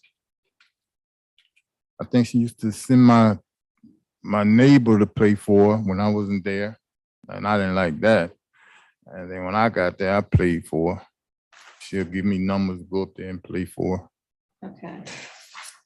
Let's move forward to closer to when your mom died. Want to talk about that? You said tell us again when you moved into the house more full-time. About 2 months before she passed. What was your work schedule during that time? The first shift, What hours did you work? 8 to 4:30. Was that your shift all the time that you worked at Georgia Tech? Yes, It was Monday through Friday? Monday through Fridays. And what time did you usually wake up in the morning? 5 o'clock. And then what would you do? Get myself together and then take care of mom. When you say get yourself together, what does that mean? Shower, iron. And then you would take care of your mom? Yes. What did you do for your mom? Give her breakfast. So Put her clothes out. on weekdays, when you had to be at work at 8 o'clock, what would you generally give her for breakfast? Weekdays, she get microwavable food and soup. I'm glad you mentioned the microwave, because one of the state's witnesses talked about the gas stove in the kitchen. I turned the gas off, Okay, why did you turn the gas off? so mom didn't burn the place down. Why? Did something happen that prompted you to do that? I just didn't trust her. Cooking, Was there a reason for that? forgetfulness. So once you turn the gas stove off, well, actually, do you remember when you did that? And if you don't, that's fine too, but if you remember. Not long after Dad died, when she kept calling for him, I knew something wasn't right in her mind. So the microwave was used as the main way to make food. To warm it up, yeah. So what would you generally make her for breakfast during the week? Breakfast, TV dinners, breakfast, soup, fruits, and sometimes that instant grits. And did you always make sure that there were groceries in the refrigerator? I made that promise to my father to feed your mom, make sure your mom gets something to eat. Now so after you would feed your mom in the morning, what would be the next thing that you would do? Actually, before that, where was your mom when you fed her? In the living room, In a living room? yes. There's a fly in here, Judge, I'm sorry. Sorry about that.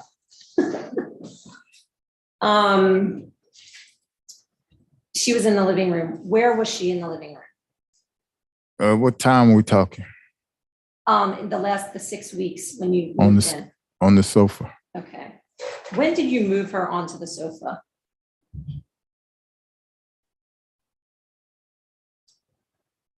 Not really sure.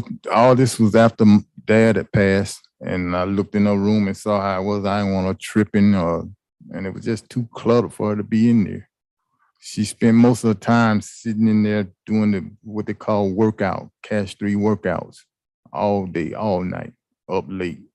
Where was she when she did those? And towards the end, in the living room. Okay. So she would have her breakfast on the sofa? Yes, Right. And then what would you do after she had breakfast? and go to work. What time did you get home from work? 5:30. And then what would you do? Get a meal ready. And what kind of meals would you prepare for her? I would stop at this restaurant called K&K and get a soul food. Soul food? Yes? Yes, I'm sorry. Yes, Okay. And where would she be when she had her dinner? in the living room. Would she be clothed at this point? She was always covered. If it's not a robe, it's the spread or the blanket. She was always covered. Why do you say she was always covered like that? That's the way she was, as long as I've been knowing her.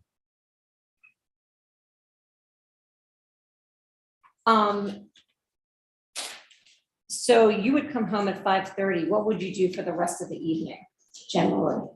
After I get her squared away, and then I play with the dog or take him out, let him do his thing, and then it's time for me to go to bed And this Like- would be your routine every day? every day.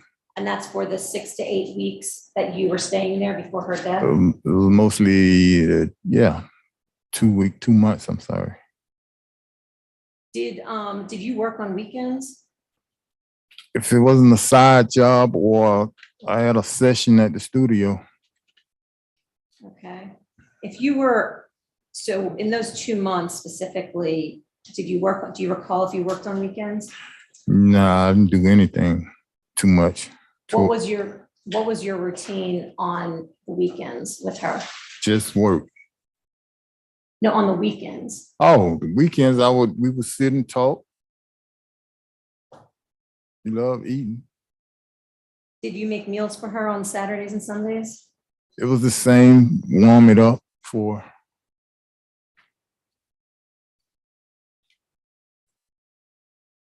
Now, there was some discussion about the photos and these videos that happened in 2016 that were extracted from your phone. Some photos of some strange behaviors that she had. Yeah, Can you tell us about what kind of strange behaviors she was going through? psychotic episodes. Can you describe the behaviors specifically? Wandering, playing in the feces on the floor, walking around with the underwear on her head, plates in the cabinet with food in it, on it.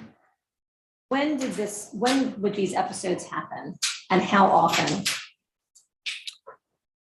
Shortly after Dad passed, first it was the memory, then it was the actual action. That's why I took the photos. It was about four or five different episodes. Why would you take photos of those To things? show Mom. I never meant for you all to see those pictures, but it was to show Mom. Why would you think to take them to show your mom? Mom was in denial. When I tell her, Mom, you're doing this, you're doing it. No, I'm not. No, I'm not. So I was going to show her the picture, and then I thought about it. And I said, wait a minute. She may be grieving. I don't want to cause any more depression. So I never showed it to her. But everybody else saw it. Did you think she was depressed? I know she was depressed. We was all depressed. Did you ever- Losing loved ones one after the other. We were depressed. Did you ever show her those photos and or videos? Nope.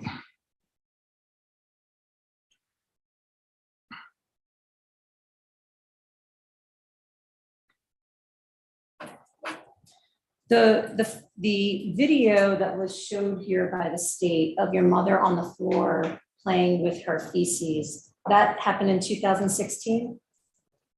Whatever that time stamp was. Okay. How did you see that? I went in to check on her, saw her, and I Where saw. were you coming from and you went in to check on her? Were think you, the bedroom. and then what happened? And I saw it, I pulled out my phone and I filmed it. That was part of the episodes I was talking about. Stuff like that. I filmed it. When I got through filming it, I cleaned it. She was right there by, it looked like dog mess. Did you clean up after that? Yes.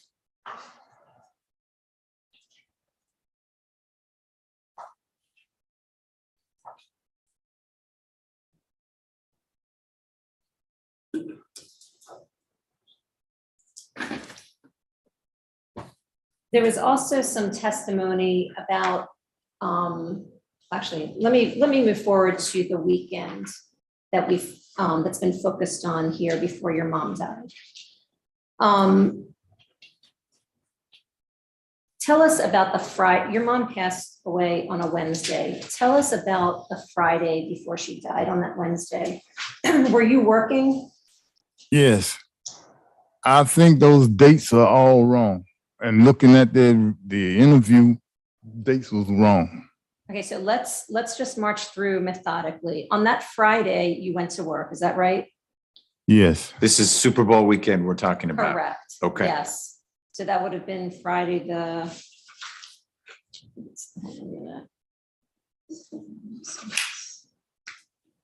3rd, Friday, February 3rd.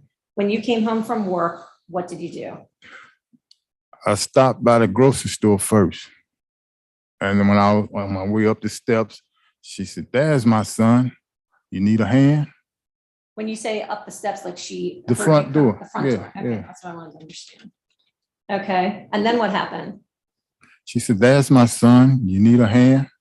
And I had bags of groceries, but I said, nah, I got this. Where was she sitting when she said that to you? Right there on the sofa. You sit on that sofa, you look out the door, you can see all the way up the street and pretty much everything from right there in that spot. Okay. So what did you say to her? I chuckled a little bit because it shocked me. Why did it shock you? And can you move up so that I can hear you better? It shocked me because she offered to help. Okay, why did it shock you? She didn't offer the help. For some strange reason, she was in a good mood that day. Okay, Yep. and then what happened? What did you do next after you went into the house, and then what happened? Put up the groceries and then got her meal ready. Where did she eat her meal? On Friday, February 3rd? On the sofa. And did you eat with her? I don't really eat. I'm out of, snack like that. But I'm like on the go all the time. I'm eating while I'm walking through the house or. Okay, and then did she eat what did you make for her? Do you remember what you made for her? It was soul food, rice and liver or something like that. That was her favorite. Did she eat Friday night? Yes. And then did you take the plate from her? Yes. Okay. Sometimes I have to watch it because she'll sneak it to the dog or the dog will get it, jump up on it and take her food. Did that happen that night? Not that night because I was right there. Okay, and then do you recall? I mean, did you sleep in the house that night? Yes. What about Saturday? What happened when you woke up on Saturday? What were the first things you did? That's Saturday, February 4th. Saturday I went, 17. was it Piccadilly? Somewhere to get a breakfast. The weekends I could do that. The weekdays it's something quick breakfast and I'm out. So was your habit to have a bigger breakfast for your mother on weekends? Yes. Okay, so on this particular Saturday, what did you do? It was either Piccadilly or K&K. And what did you brought back breakfast for her? Yes. Did she eat Saturday morning? She ate. Not like she did Friday. Say that again. She ate, but not like Friday. When you say not like Friday, what do you mean? She would eat and put it down for a second and slowly eating, watching TV, So she ate less on Saturday morning? I wouldn't say less, it's just she didn't eat it all at the same time. I'm waiting to take a plate. But she was still eating. Okay. And were you with her that whole day on Saturday? I think I was.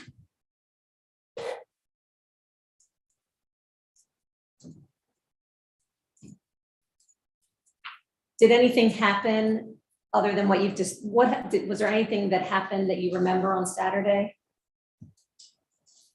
Nope, Okay. I don't think. On Sunday, which is now Super Bowl Sunday, and that's February 5th, 2017. What happened that morning? That morning, she didn't eat as much. So you made her breakfast? Yep. I told her about the Super Bowl. She said, "Oh, Falcons in the Super Bowl?" Yeah. My plan was to watch it with her. And then I received a text from my son wanting to watch. He wanted me to put gas and he do the driving. I drive, you pay gas. So when you say your son, you mean Cameron? Cameron, yes. Okay. And where were you guys going to go? Over to my cousin's Vincent's house. Who called you to invite you to the party? Cameron. Why were you? Well, he didn't really invite me. He just wanted to go. Did I know when it was, what did he say? Where you gonna watch the game at? That's what he said. What did you say? I said, I don't know, let me check. I thought about Vincent. And I called Vincent to see what his plans were, what he was gonna do. And he said nothing, just watching the game. Were you excited to hear from Cameron that day? Yes. Why? Can you tell the jurors why?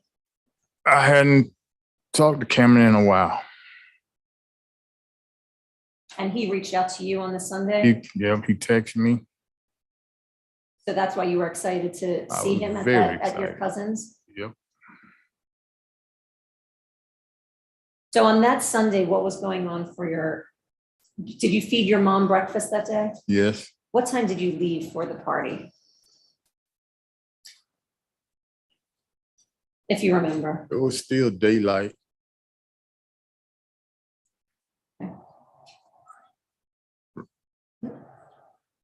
Where was your mom? Mom was at home. And where was she when you left her to At go home. to the party? At home Where was she sitting? on the sofa. Now, you talked about your mom always sitting on the sofa. How many cushions are on that sofa? 3. Was there a particular place that she would sit on the sofa? She would move from one spot to the other, but mostly in that one spot, When you say in that one spot, what do you the mean? middle cushion. So when you left for your cousin's house for the Super Bowl, she was sitting on the sofa? Yes, eating. Okay. And on the way to your cousin's, we saw some videos of you dressed in a Falcons jacket and driving. Representing, yes. Why did you take those videos? Just taking videos. Were you planning to use those with some kind of music project? Sometimes we do video. You have to let me finish Okay. my question. Would you use the videos that you and your son took for music videos later on? Yes, Tell us about the videos that you took on the way to Vincent's house. sometimes we'll use video. Now that wasn't for that purpose, but usually driving, you would take a video and then go home and edit it, put music with it. It's just a small cameo or something like that. It's not like a movie or anything, just And why were you you seemed really happy in those videos. very happy. Can you tell the jurors why you were so happy in those videos? I hadn't talked to my son in a minute. And when he called and asked me to watch the game, I got excited. And I'm sorry, I missed it because you moved from the microphone. Yeah, talking to the How microphone I got or it. talk really loudly. Either got one. long had it been since you heard from your son?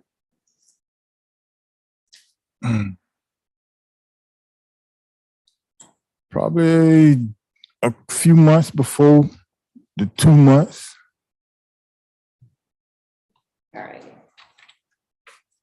So you left, when did you leave your cousin Vincent's house during that Super Bowl party? I thought we had that game wrapped. I left, and when I got home, they lost. I left around halftime. When you got home on Sunday at halftime, where was your mom? She was on the sofa, In the same place that she was in when you had left? pretty much, yeah. What did you do on Sunday night when you got back from your cousin's house? I think I told Mom we lost. I hated to do that, but yeah, we lost. And got ready for the next day. Did you make her dinner? I think she was eating before I left to go to the game. So she still had the same food that you had left there? It wasn't there anymore. Okay, so she had eaten on Right. Sunday. Right. On Monday, so now this is Monday, February 6th. What happened on Monday morning? Got up, took my shower, got herself together, and that's when she spilled the soup. She was trying to drink it out of the bowl instead of using a spoon. Where was she when she was drinking On the soup for sofa. breakfast? You've got to let me finish my. Mr. Rooks, you got to do this, all right? Because we'll just stop the direct examination and shift across. And I bet your All right. lawyer's not ready to do that yet. I'm sorry. So she had soup for breakfast that day? Yes, Did you see her spilling the soup? yes. What did you do when you saw that happen? I said, Mama, you're spilling it. Oh. Then what did you do? Gave her some paper towels. Wipe it off.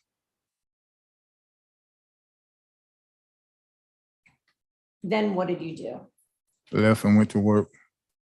What time, I forgot to ask you, what time would you leave the house in order to get to work? 7:15.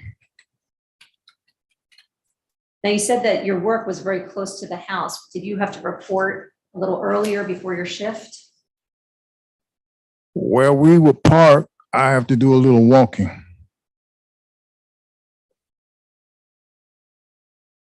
All right. What time did you get home on Monday, the 6th? About 5-ish.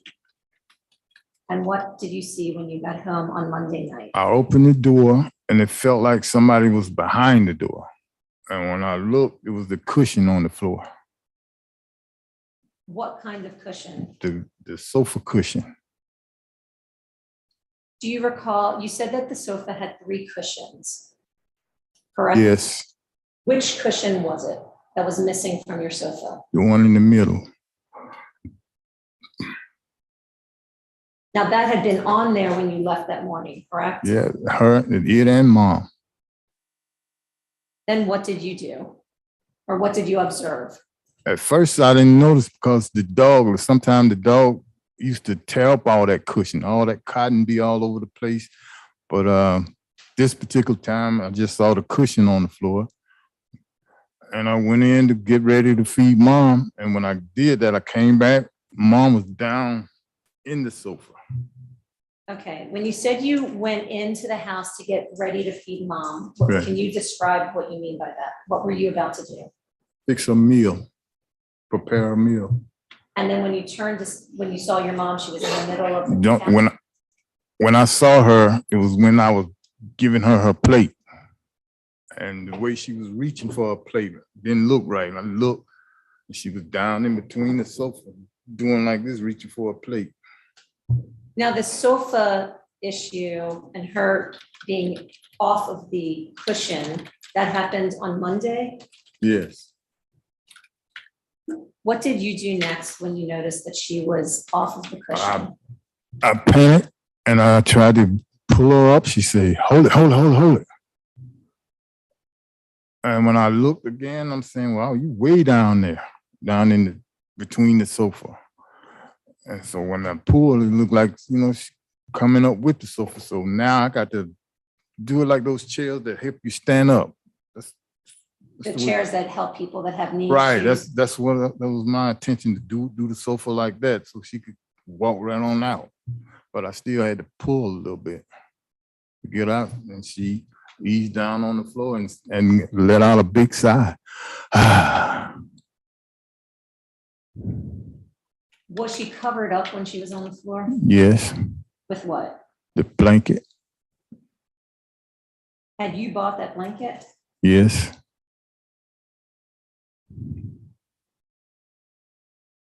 Before we move further with that, I want to talk about the couch a little bit. There was testimony that there was a couch, another couch that was on its side in the kitchen. Right. Why was that couch there? That was to take its place, replacement. Why were you going to replace the couch that your mom had been on? That would have been the 3rd couch. The other couch was messed up, and this one was about to be messed up. We're looking at it, it was messed up, and that's what the other couch was for.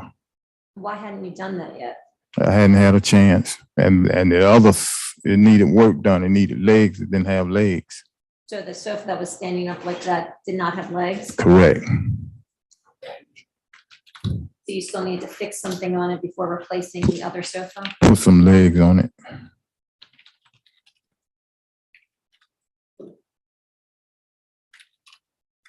That sofa also, just in terms of the placement, was in front of a refrigerator. Is that, Excuse me? no, actually, no, there was, how many refrigerators did you have in your kitchen? 2. Okay, how many of them worked? 1. And is that where the food was that you would buy for your mom? Was it in the working refrigerator? Yes, yes. All right, so on Monday, your mom ends up on the floor and she's covered. What do you do next? I think I talked with her for a minute. You all right? First I asked her, how did you get like that? She said, I don't know. When you say, how did you get like that? What are you Down in the sofa. Okay, and what happened next? She said, I don't know. So I got her out of there, and she laid out on the floor. And then what did you do? I went to let her rest. came back, she was snoring. What time was that? Now we're talking maybe 6 something. Okay, so the evening time. So that is on Monday that happened. Right. What happened on Tuesday? Then she may have drank a little water. And then she went back to snoring and I left. Where did you go to? Work. When you got home from work, what did you observe? Mom still on the floor, sleeping, snoring. When was this? The Tuesday Yeah, before she died. Right. So then on Wednesday, what happened? This is now Wednesday. Wednesday. when she died. Right. Wednesday, I got up, I got my shower, went in to feed Mom, and that's when I noticed she was gone. What did you do once you noticed she was gone? I panicked. Felt so alone. That was the loneliest feeling ever. Everybody was gone. Who did you call? I called my cousin, Which one? Anthony. And what did you say? I told him about Mom had passed, and wanted to know if he could come over. Why did you want him to come over? I just needed somebody. And then what happened? What did He's, you do next? I called 911. Did Anthony ever come over? No, he said he had the grandbabies.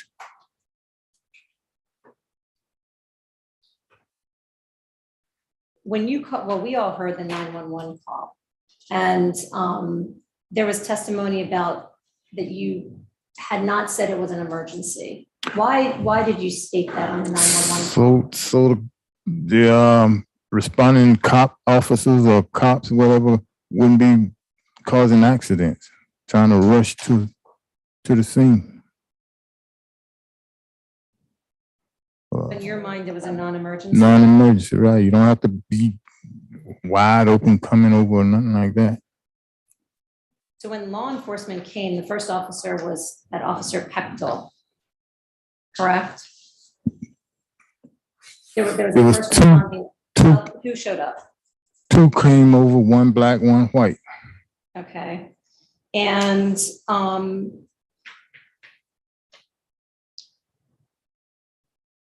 what did you tell them? I told them what had happened and I told them what had happened. Now, part of what you said was that you had mentioned this question about life insurance. Why would you bring that up to the first responding officer? I'm making plans to put my mom to rest.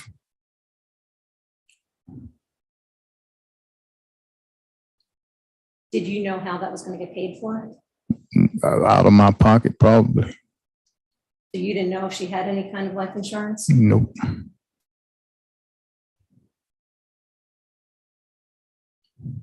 Did you have anything to hide from law enforcement at that time? Nope. Like what? There was nothing for you to hide, correct? No.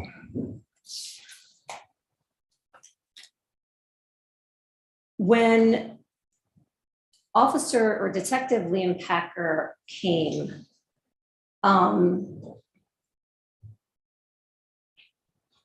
actually, one moment, Judge.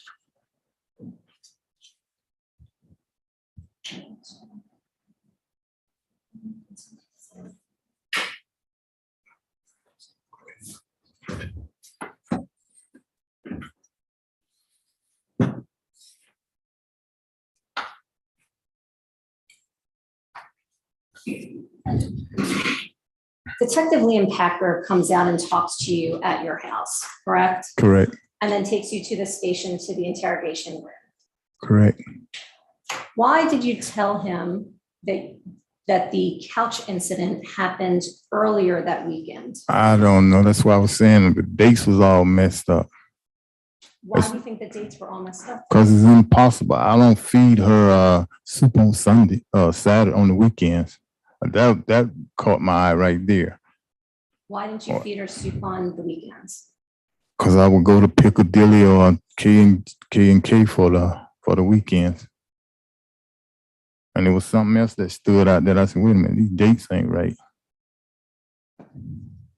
Were you upset when you were taken to the station? I was concerned. One moment, George.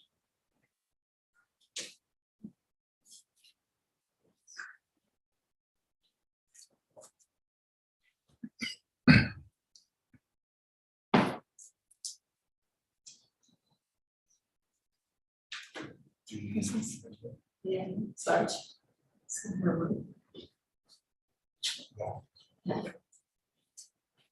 When was the last time you saw your mom walk? Maybe before my aunt stopped coming over, but I used to hear her. Before what? My aunt. Okay. Around 2 months. Around 2 months. That was the last time that you saw her walk? Visually seeing her walk, yes. Why do you say visually seeing her walk? I used to hear her wandering, opening cabinets, same cabinets back and forth, and stuff being misplaced. You know, it was here when I left. When I come back, it's over here. When you say you would hear it, where were you that you would hear it but not see it? In my room. So this was at nighttime? Yes, late night, 2 a.m, that kind of stuff. And that was happening in the 2 months before she died? Yeah, that's when it all started. The episodes.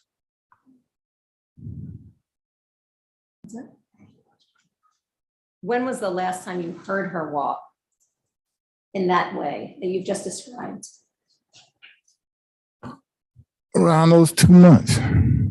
So 2 months before she died, that was the last time that you heard her walk? I used to hear stuff, movements, and all that's what made me get up and go and check and take those pictures of what I saw when I got up, the wandering. When you talked about the soul food that you would buy on a regular basis for her, what kind of meal would that be? Can you tell us what was in that meal? Oh, to my the meal she ate? Yeah, what is soul food? So What is soul food? collard greens, pork chops, string beans. So it had a lot of nutrition to it, correct? Correct. One question about the dog, was there anyone that was able to come over to put the dog up, to help put the dog up for at any point?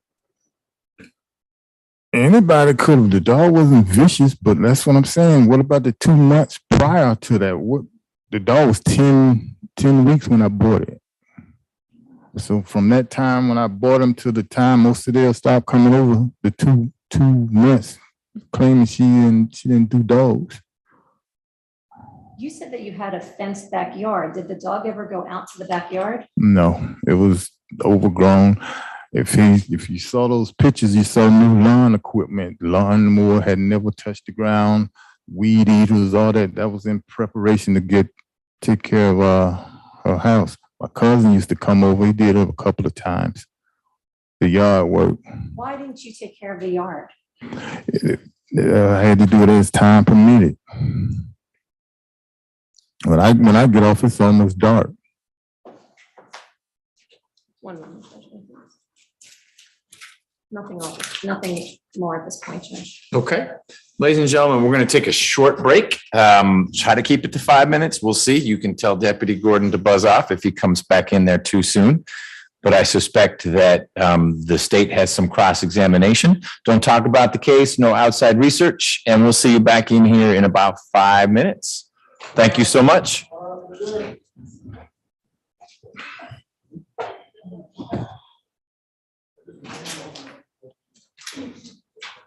Thank you. Oh, maybe not. This is fine. This is better iteration.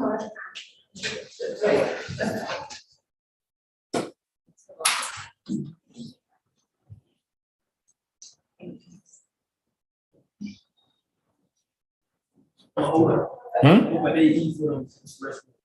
Is ours not working? No, everybody said I use the restroom. Oh, okay, go for it. Ms. Hilton, anything before we break? You are gonna have cross-examination? Okay, Ms. Jenks, anything else before we break? No, Judge. All right, we'll see you in about 5 minutes.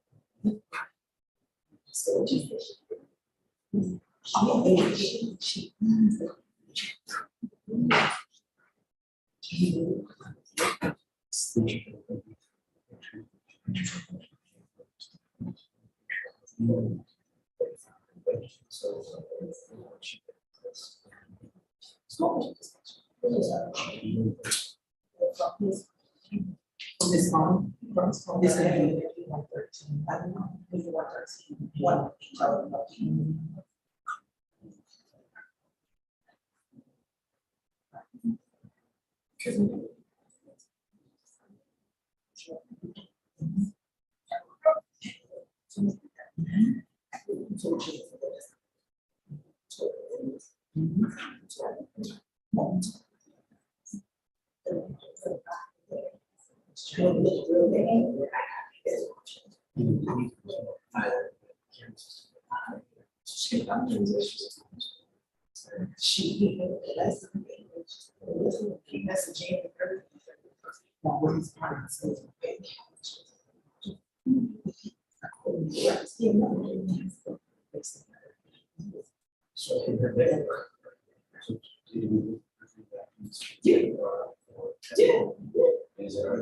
No. In the budget. I found it.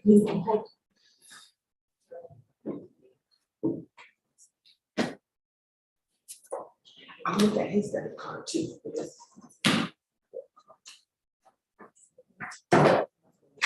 This is.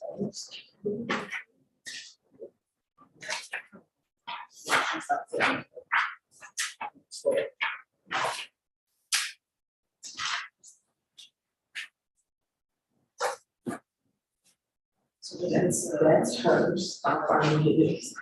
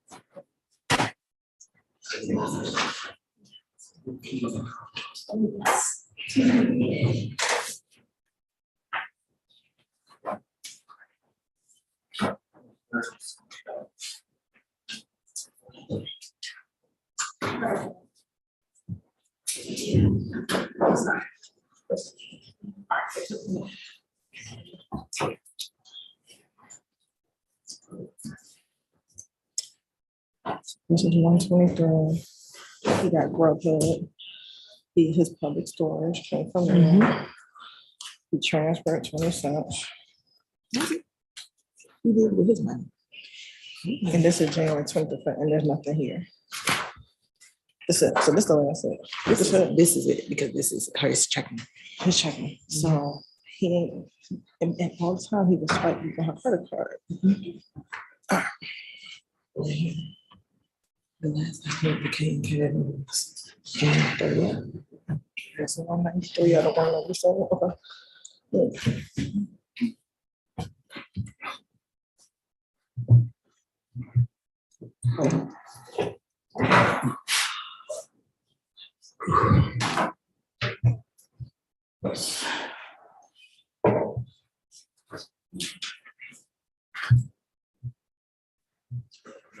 All right.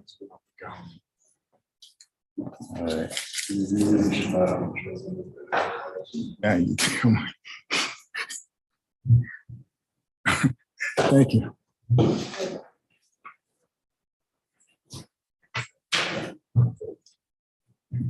That's all.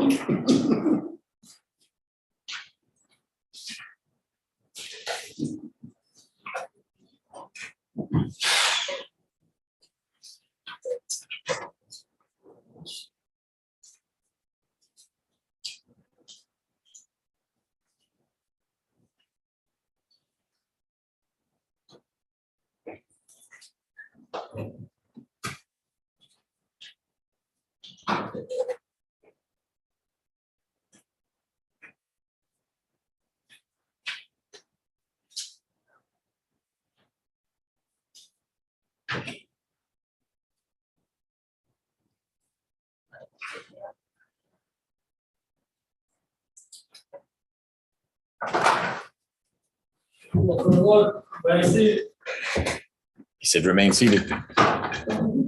You're free to stand. I was referring to the folks out there. You do you.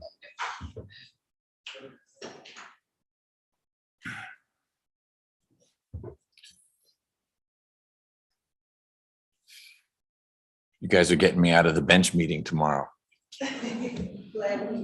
Yeah. Happy to oblige. Yeah. Anything else you need out of, to get taken out? This whole grand jury thing. All right, Ms. Hilton, you ready for the jurors? Ms. Jenks, ready for the jurors? Yes, Judge. Let's bring them in, assuming they're ready. They had to use multiple jury rooms for restrooms.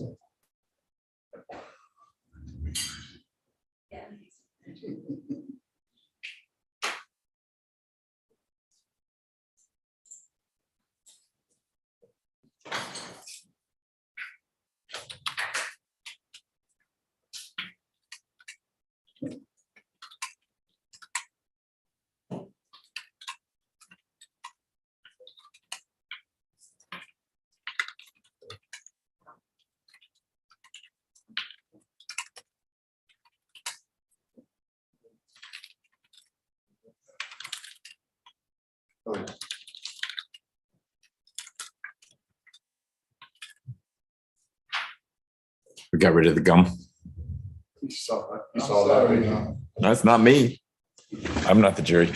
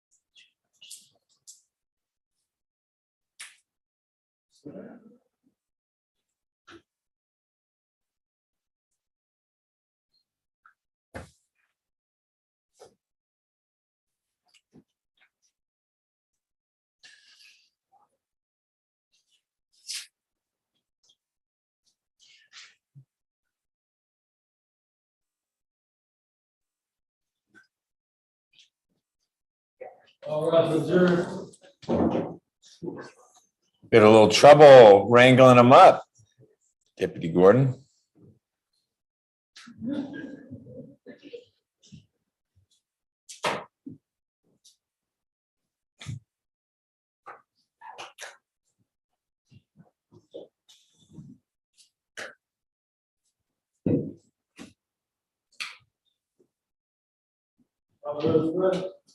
Thank you, sir. Everyone can be seated. Ms. Hilton, if you have questions for Mr. Rooks, now's the time to start.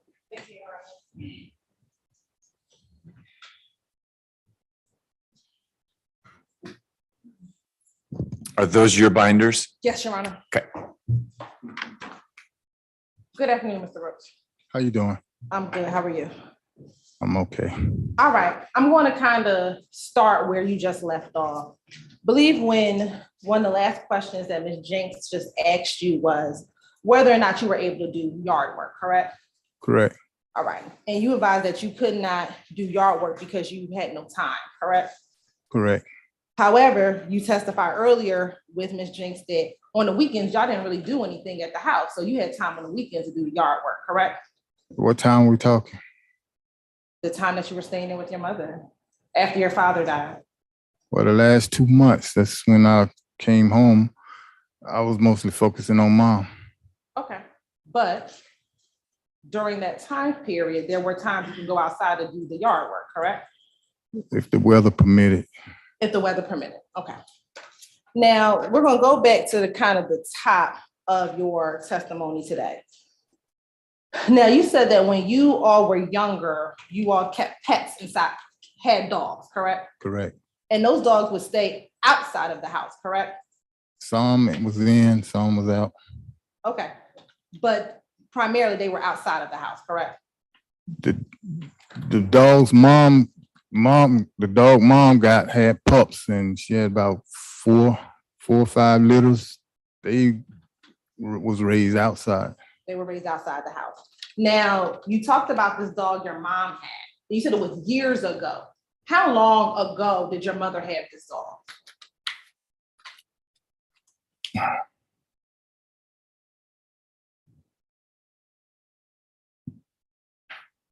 I want to say before Cameron was born, And what year was Cameron born? 91. So we're talking about this dog that she had was over, had been at least 30 years from the time that she had died, correct? What? Excuse me? What she say? So bad math, but it's a little early. He probably stupid like It's no, just bad math. Classic lawyer. Too soon to know. I'm gonna give Ms. Hilton a little chance to pursue these to see where they tie in. But if you feel like things are hanging out there for too long, let me know. But the direct examination started with, I think, when you were 4, maybe earlier. So we can work through family history a little bit. So, thank you, Your Honor. So the dog that your mom had was years before 2017 and years before Cameron was born. Right. Okay. But the offsprings, what kept them going? The pups had pups. Okay, so when did the last pup leave the house?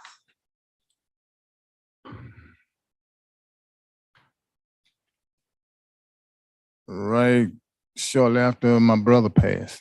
So 2006, 6, correct. the last time that there were dogs inside of your mother's home. Outside, They were outside. right, Okay, not inside. correct. All right.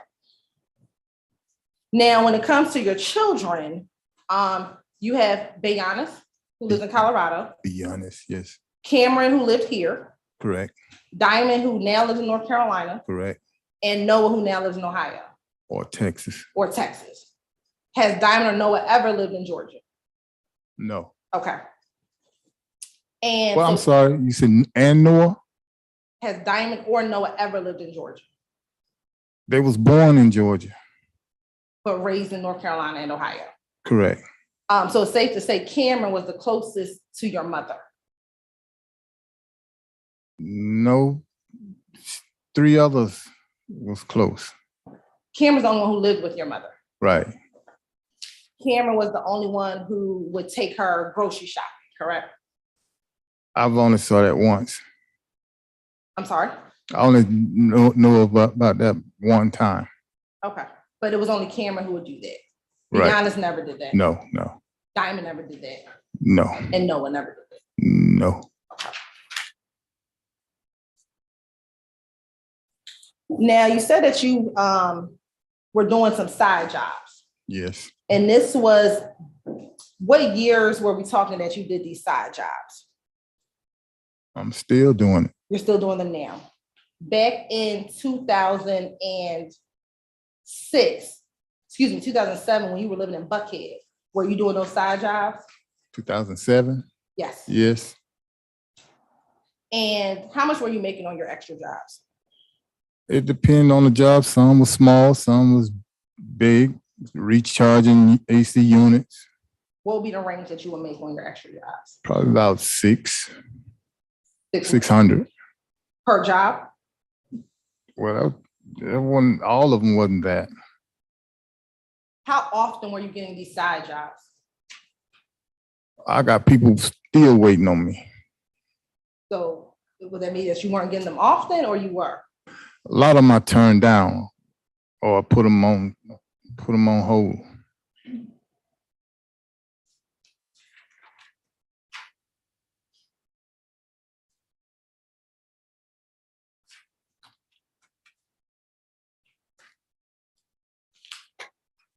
Now, in 2005, is that safe to say when Addison started to become real ill? Because he died in 2006, correct? Yeah, I want to say a little bit before that. So about 2004? That's fair to say. Okay. And you said that 6 months prior to his death is when the doctor sent him back to live at home, correct? There's nothing we could do, they say. And in that case, he came back home to your mother's house Correct. and he was in a hospital bed at your mother's house, correct? Correct. And he had some nursing care at your mother's house? They would come in and bring medicine, morphine. The nurses would bring medicine. You're shaking your head, is that a yes? Yes, I'm sorry. So you saw him get some medical care while he was living at your mother's home in his last few months of life? He refused it though. He While said, he refused it, there were people who still came to give it to him, correct? yeah, he said it had him hallucinating. Okay.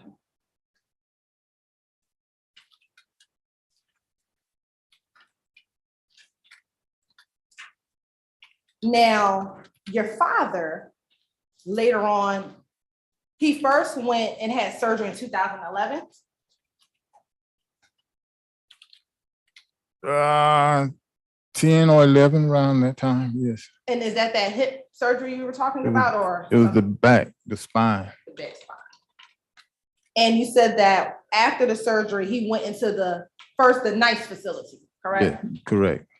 And how long did he spend at the NICE facility? Maybe 5 months. 5 months.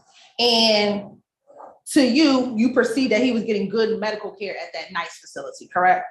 It was very nice. I've never been there, but it was nice. Is that based upon your dad's reaction to you about his care at that facility? No, my working 2 jobs. How did you know that facility was nice? My brother used to go there, my older brother, Who's your older brother? Gregory. So he would visit your dad at the facility. Yeah, And was that facility here in Atlanta?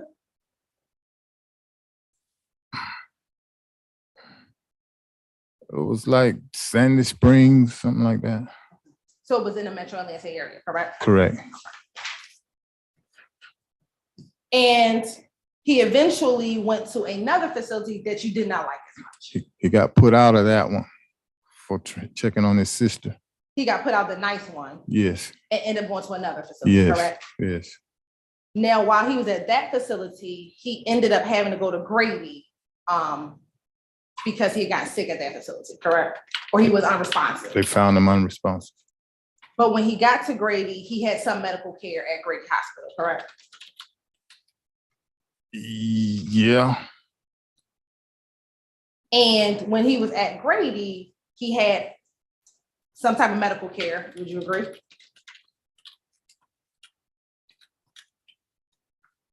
yeah. He had tubes all down him. But they were medically taking care of him. While he had tubes, they were medically taking care of him at Grady Hospital. Yeah, Okay. At Grady Hospital, he had nurses that came and checked up on him. yes, And also at Grady, he had doctors that came and checked up on him, correct?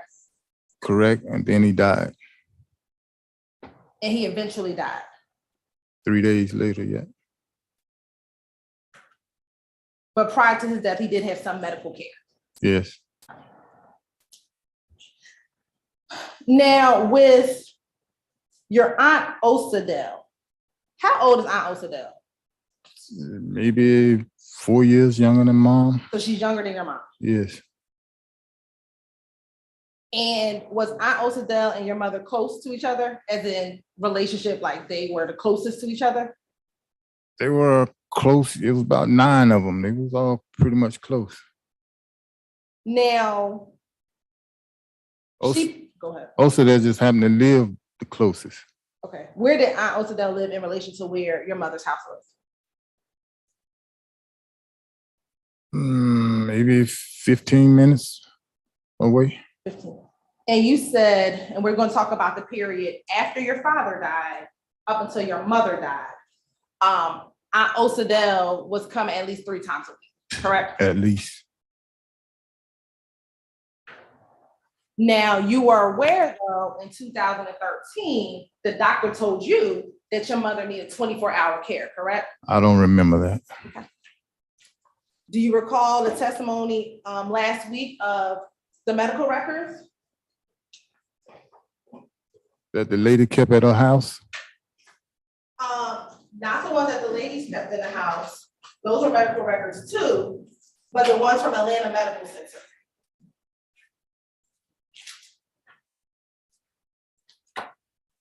No, this be the first time I've seen medical records.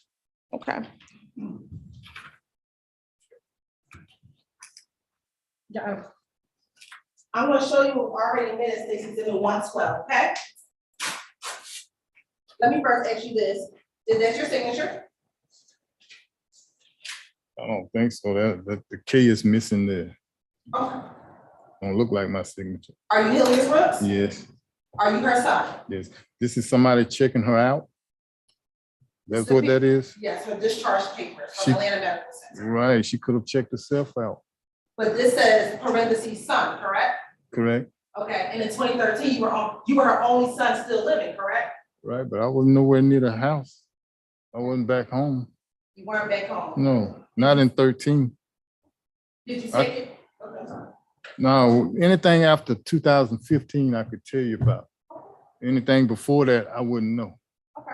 In 2013, did your mother have the occasion to go to Atlanta Medical Center because your aunt Osadell called 911 because she fell? Do you recall that? It's a possibility that she did that, but I don't recall that. I remember one time she did, but I thought that was in 14.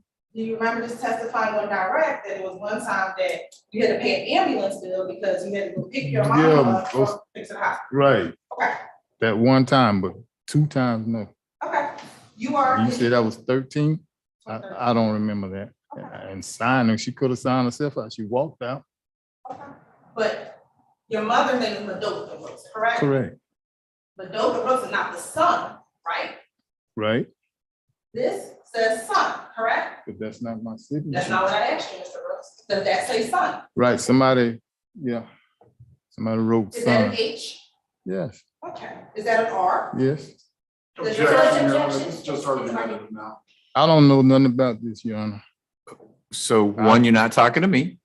Second, based on the answers, the questions are appropriate. I don't remember. Your first name begins with an H, correct? Correct, Your last name begins with an R? correct. Okay. Here, on this Atlanta Medical Center documentation, Mhm. does it say we'll need to talk with Dr. Dowd? That was your mother's doctor, correct? Correct. All right. About possible placement. Is that what that says? That's what that says. And cannot stay alone due to confusion. Is that what that says? That's what that says. All right, that's dated August 25th, 2013. And that's why I said I don't know nothing about that. Okay. 2013, I wouldn't know anything about it. Okay. All right. Based on looking at that paper with someone who signed their name with an H and an R that says son, would you agree with me that it said that your mother was supposed to have continuous care? That's what that said. But look, how many times did 911 did she go down there? I remember one, and I didn't check nobody out. Okay. Mom walked out, like I said, when I went down there, she was pulling stuff out, getting ready to get up out of there. So you did go down there when she was down there? Once, but it wasn't in no 2013. Do you have one for 14? No, there's another one for 2015. Did you go Well, there? that's the one I remember. All right. And did they also tell you in 2015 that she needed continuous care? I don't remember. You don't have it?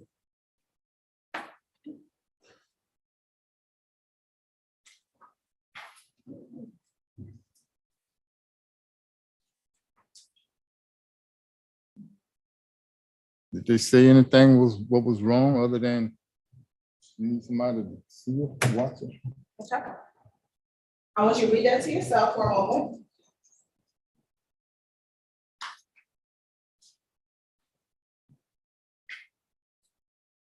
Grady. That's it. So just read it to yourself and then there'll be a question.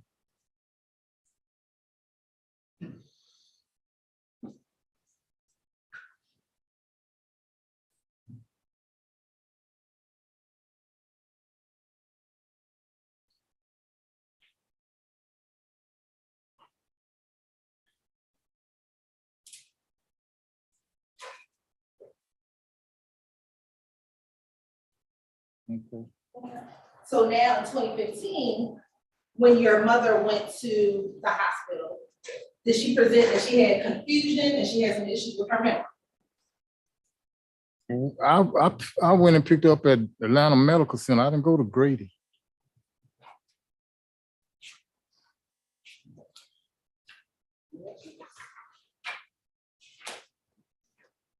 And if my aunt Osadell took her to Grady, I don't know nothing about that. It's the first time seeing that. But Grady is not our hospital, Emory or So Atlanta there's a Medical question in front of you. You need to answer the question and not just speak. So I just asked, in this medical record dated August of 2015, did your mother go to the hospital and presented with confusion. According to this, yes. Okay.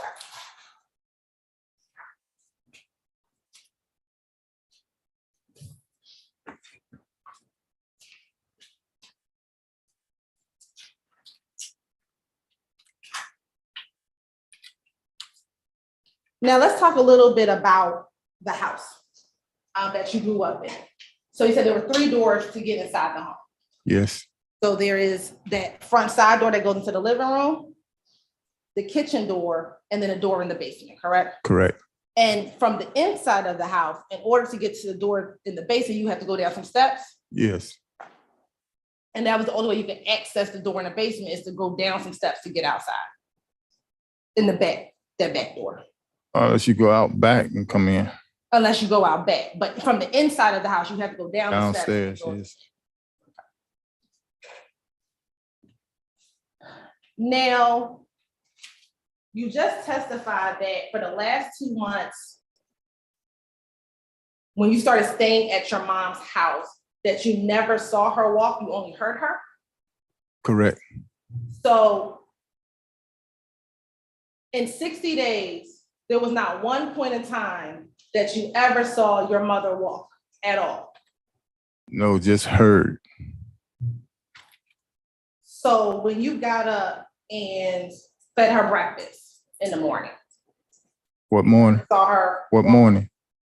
any morning in 60 days.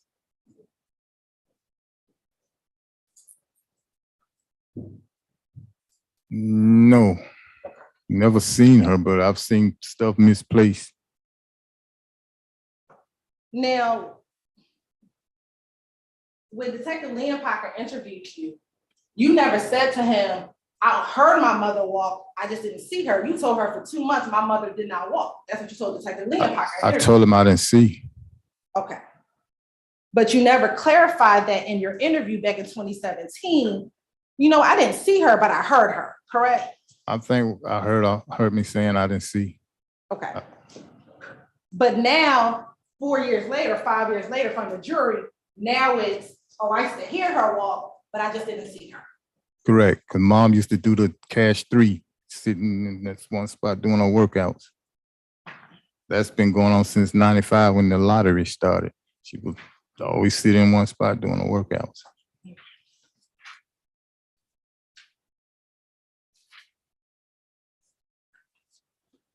Now, you talked about your mother's insurance lapsing probably about 2014, when you had to pay, when you need to take her to get a CAT scan.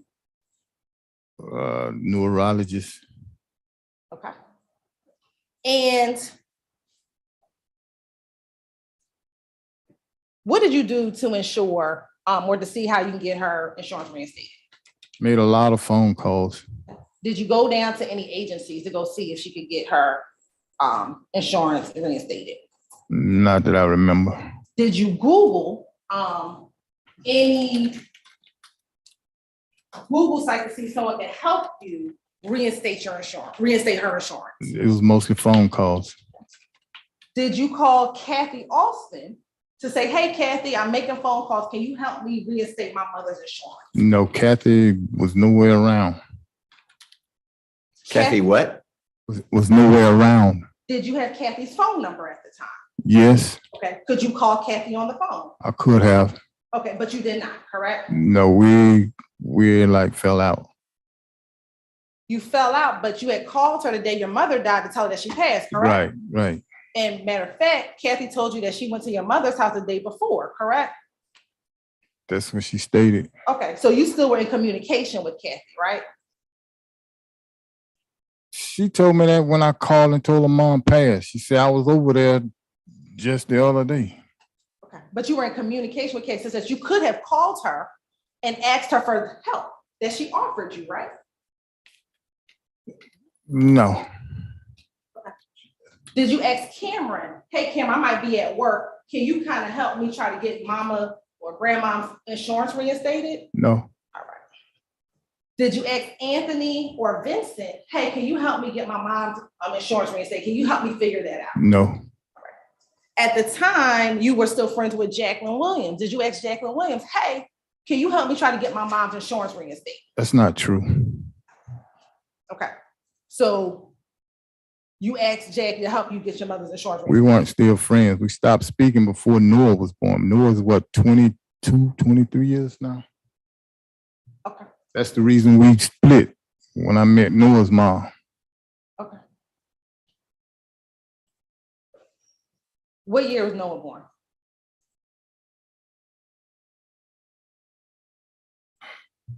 He's 23.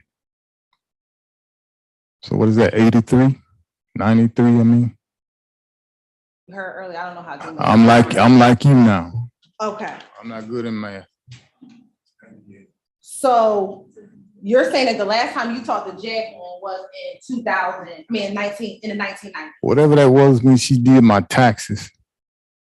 So you heard her testify, she said that was in 2013, correct? Was it? That's what she said. Okay. That was, I only dropped the papers off and that was it. Okay, so in 2013, you trusted her enough to do your taxes, right? I gave her a shot. But you didn't give her a shot to help you call and get some information about some insurance for your mother. We mentioned that, yeah, we talked. Okay. Now, you talked about the property taxes. About how much were you paying for the properties in Jasper County, if you can remember, on average for taxes a year? Each property was about 1,000 and something a year. Okay, so total, if you're talking about from 2014 to 2017, that's about $3,000, correct? 20 what? You said you were paying about $1,000 a year, right? For each For property. So a total of about $3,000. Correct. All right.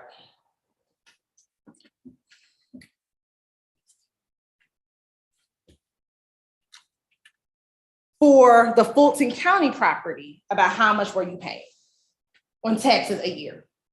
And it was close to 100, less than 100. $100 Yeah, total for the year. yeah. So over the course of 3 years, you would have paid only about $300 in taxes. In 3 years, that's correct. Okay. And you said you would get groceries for your mom, correct? Correct. Were you buying groceries weekly, bi-weekly, monthly for the house? Probably every 2 days. You're buying groceries every 2 days. Food, groceries maybe twice a week, especially on Fridays. When I say groceries, what do you mean? What do you think I mean when I say groceries? Milk, eggs. And you said you would go 2 days, every 2 days to buy groceries. Yeah, milk and eggs. What did you use eggs for if the stove didn't work? Boil them, How would you boil them at the stove if you had no gas? put them in the microwave. About on average, when you go to the supermarket, how much were you making? I mean, how much were you spending? Excuse me. Probably close to 200. For milk and eggs? And everything else. TV dinners, ice cream, muffins, bran muffins, So bread, I'm sorry. sandwich meat, And you were spending $400 a week on groceries? close to 3, I believe. And household stuff, bug spray, soap.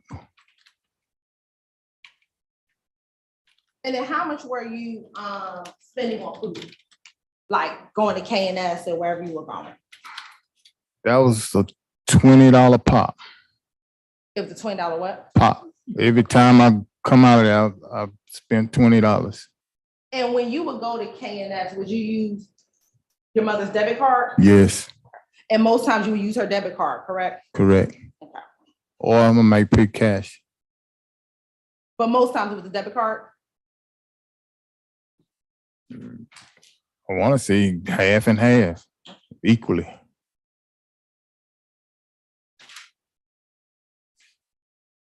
Now,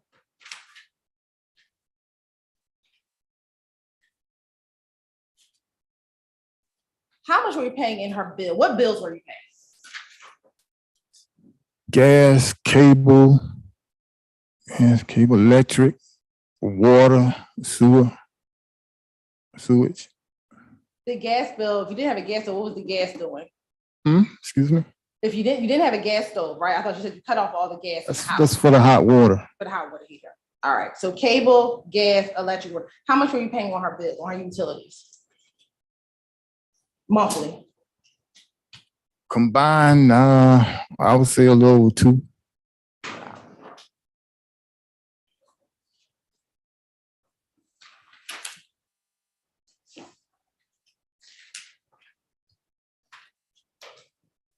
Now,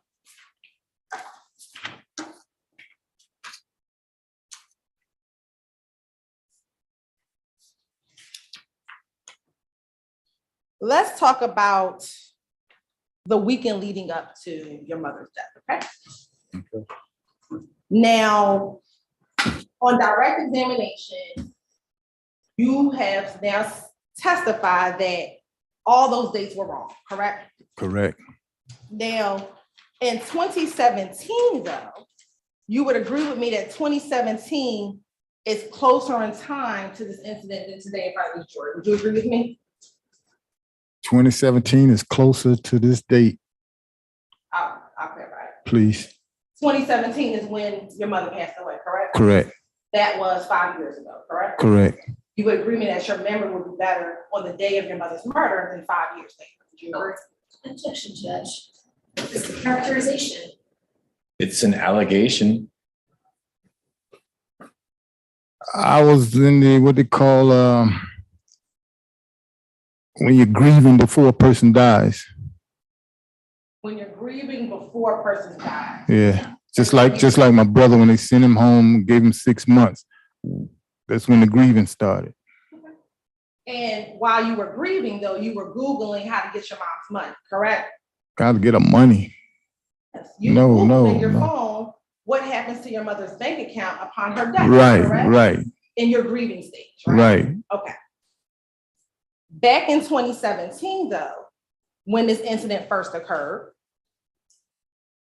you called the police on Wednesday, February 8th, correct? Correct. And that's when you told them, don't rush, come on over. My mom's been expected to die. Let me come to the house, correct? Correct. It is your testimony today that you did not want them to rush because you didn't want them to get into a car accident. Right. Okay. Isn't it true, though, that on February 4th, you had Googled a care.com article that told you what you needed to say when your mother passed away? I remember, getting instructed if it's not a non-emergency, don't have them flying over there because they could have an accident. And that article, though, spoke about sudden death, not death that happened over a period of time, correct? I Googled so much stuff. When mom told me she was about ready to get up out of here, I went to Google the signs of a person leaving. Okay, let's talk about that. You said your mom told she was ready to get up out of here, right? About a week before she passed, maybe 2, I'm about ready to get up out of here. That's what she said. But she never gave you her life insurance information? No. Okay. No, I never asked. But you agree if she's ready to get up out of here, she would give you her life insurance information, correct? Nah, I wouldn't know about that. So on Wednesday, February 8th, 2017, you called the police, right? Yes. And they come to the house, correct? Yes. And the first people who arrive are the 2 responding officers, Officer Pechtel and Officer Jackson, correct? The black and the white. Right. And you talked to them, correct? That's before homicide came, that's before the medical examiner came. You talked to them, right? Correct. And you told them the same timeline that you've been saying up until today, which is Friday, she ate some soup. Saturday, I pulled her off the couch. Sunday, I went to the game. Monday and Tuesday, I went to work. And Wednesday, she was dead. That's what you told the responding officers, correct? That's what I'm remembering. Okay. Then the medical examiner comes, right? The investigator, correct? Correct, And he talks to you, right? correct. And you tell him the same thing, correct? No, his was more what I said today. Okay. You heard him testify last week, correct? Correct, And you heard him testify as to Friday, you gave her some soup. Saturday, you pulled her off the couch. Sunday, you went to the game. Monday and Tuesday, you went to work. And Wednesday, she was dead. I heard him say that I had pulled out the couch a few days before she passed. Okay. That's what I heard, and that's what I remember. The other stuff, that's what I said, well, can't be right, because I don't feed soup on Saturdays. Detective Leon Parker gets on the scene, correct? Correct. And he talks to you before he even goes inside the house, right? I vaguely remember that. And when you first talk to Detective Leon Parker before he goes into the house, you give him the same story, correct?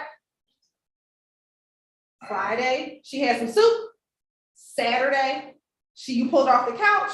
Sunday, you went to the game. Went to watch the game. Monday and Tuesday, you went to work. Wednesday, she was dead. You told Detective Leon Parker that, right? Yeah, in the interview, I remember hearing myself say that. Then after Detective Leon Parker goes into the house and comes back out, and you all get into the car, he Mirandizes you, takes you down to police headquarters, puts you in the interview room, he interviews you again, right? Right. And you tell him on multiple occasions the same timeline. Friday, she had some soup. Saturday, I pulled her off the couch. Sunday, I went to the game. Monday and Tuesday, I went to work. And Wednesday, she was dead. You told him that story multiple times in there, correct? Correct. Okay. So that's at least 4 times, probably 5, that you told the same story to multiple different people, correct? Correct. Now, it's only 5 years later, when you're sitting on the stand, that now your story has suddenly changed. I told my attorneys that the dates didn't match up. When I first got the discovery 10 days after, while I was incarcerated, that's when I went over and I said, wait a minute, I didn't say this. These dates ain't right. It's not right because it's horrible to leave your mother on the ground for 5 days, right? It wasn't true either. And it's not true now because it's horrible that you were up there peace signing and winking while your mother was laying on the ground, right? That's the day before she was in the sofa. Well, let's take your new version. Let's take your new version that now she eased out of the couch, right? Because that's your new version, right? And that's on Monday, she eased out of the couch. What's the old version? The old version was on Saturday, you pulled her out of the couch and she yelled, "Oh, Jesus, oh, Jesus, oh, Jesus." Was that not the first version? No, she said, hold it, hold it, hold it. Oh, now it's hold it, hold it, hold it. That's what I remember. Okay. Did you You gotta listen? understand my mindset at that time. I'm remembering bits and pieces. In 2017, you told Detective Leon Parker at least twice, your mother yelled, "Oh, Jesus, oh, Jesus." Do you not recall watching that on the video? I remember her saying that once. But you did say she yelled, "Oh, Jesus, oh, Jesus." I remember her saying Jesus. Okay. I also remember telling him my son died of cancer. That wasn't true. It was my mind, I'm telling you. But your mind was good enough that on February 1st and on February 4th, you were Googling about your mother's condition, right? The signs, yep. After she made that statement, now I'm trying to look for the signs. She's telling me she's ready to get up out of here. She's not the first. My dad told me when he was going to die. My brother told me when he was going to die. Okay. Well, let's take your new version, which is your new version now is I fed her on Friday, she was talking. I fed her on Saturday, she was talking. I now fed her on Sunday, she was talking. When did you roll her the orange on the ground? That came out of the couch, the sofa. She had stuff stuck down in the sofa, water bottles, oranges, but she have apples, oranges, all kinds of fruit. That's what I would give her for snacks. Okay. In all the pictures that we have of your mother on the floor, we don't see any apples, do we?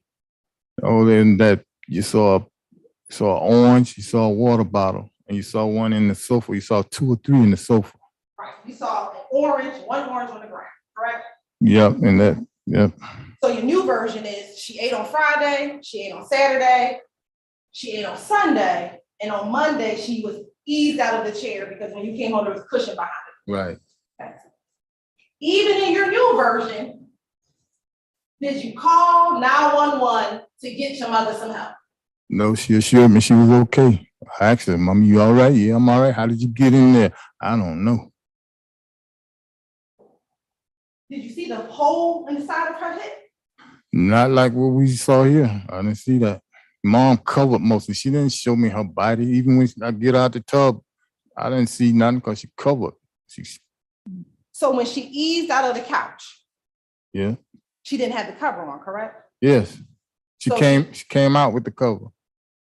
So she eased out of the couch and the cover still stayed on her? When she was in the thing, the cover was on her. Okay, how was the cover wrapped on her? And when she was sitting in the couch? Like a sharp. What do they call that? A sharp? Shawl? Like a shawl? Like a shawl? Shawl? Okay. I'm gonna put up Stacey Dibble 113 up.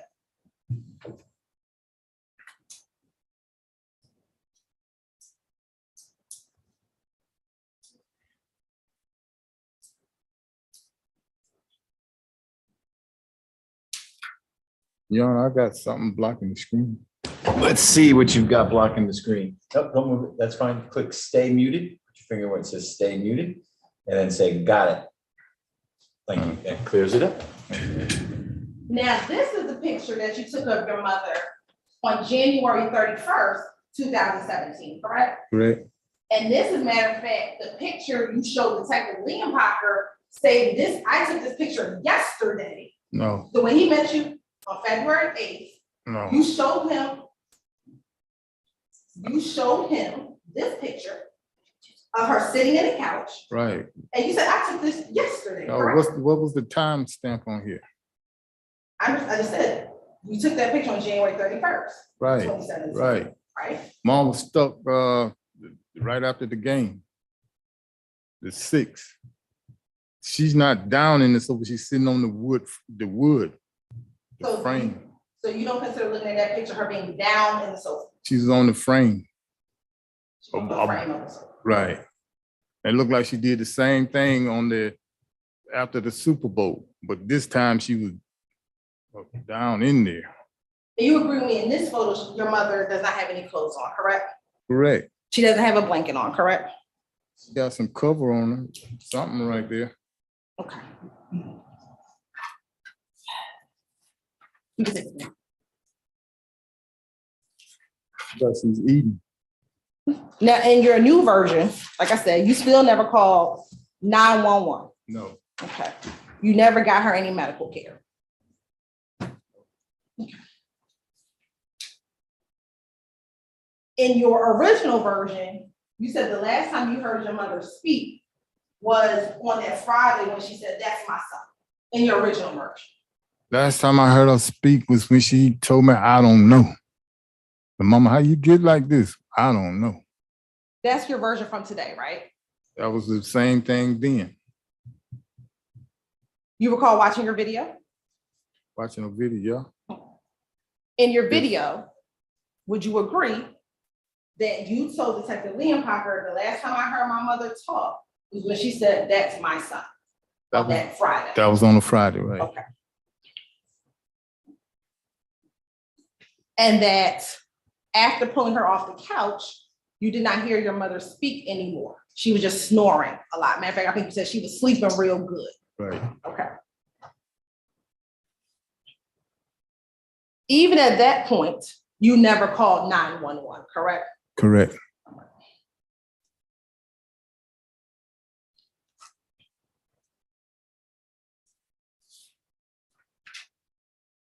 Now, you said that you got the dog for your mother's companion. Is that correct?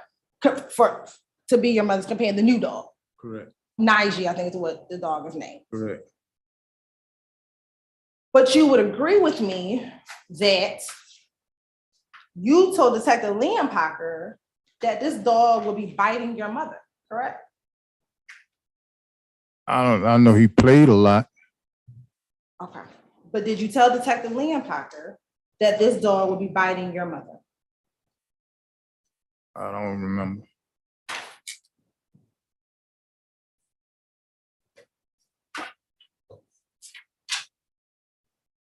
Yes. Said he no? didn't I don't remember. remember. He doesn't remember. Okay. Now, Janara, that's your friend for Jay. 2006. Jay. Jay is what you call her. And you would take Jay to her medical appointments, correct? Sometimes And you would help her with some of her medical care, correct? couldn't read or write. But you would help her with some of her medical care, correct? Correct. And actually, you helped her more with her medical care than you helped your own mother, correct? No. Can you get a little closer to the microphone? No, that's not correct. The last time you took your mother to the doctor was in 2014, correct? Correct. Okay. The last medication that was at least in the house for your mother was in 2008, correct?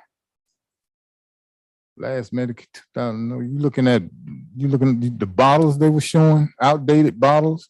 Why they didn't check with Publix or and see when her prescriptions was filled? I don't know why they pulled out something from 2008. I wasn't nowhere around then. Did she have medication in the house? I didn't even know she was on medication back then. That's because you didn't take her to the doctor, right? I wasn't there. Mom would take herself to the doctor. In 2014, when your mother's memory started to decline, you started taking care of her bills, right? Right. Okay. You started providing her care, right? Along with my aunt. Right. Okay. But you were the primary one responsible for paying her bills.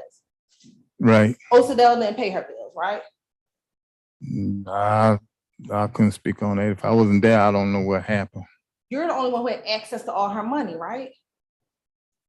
True. I mean, she had her checkbooks now. When they go shopping, I don't know. You were the primary one who brought her food, right? Osadell and my cousin. But you were the primary one who brought her food. Okay, correct.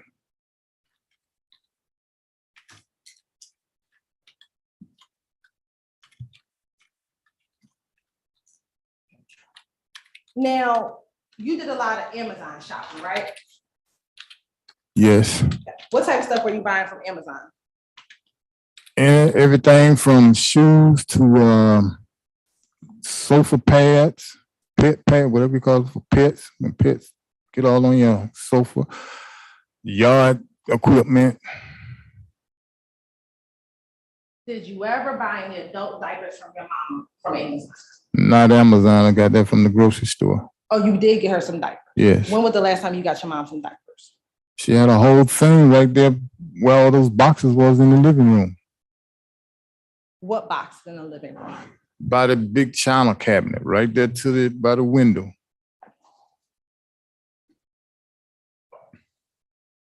But she would take them off.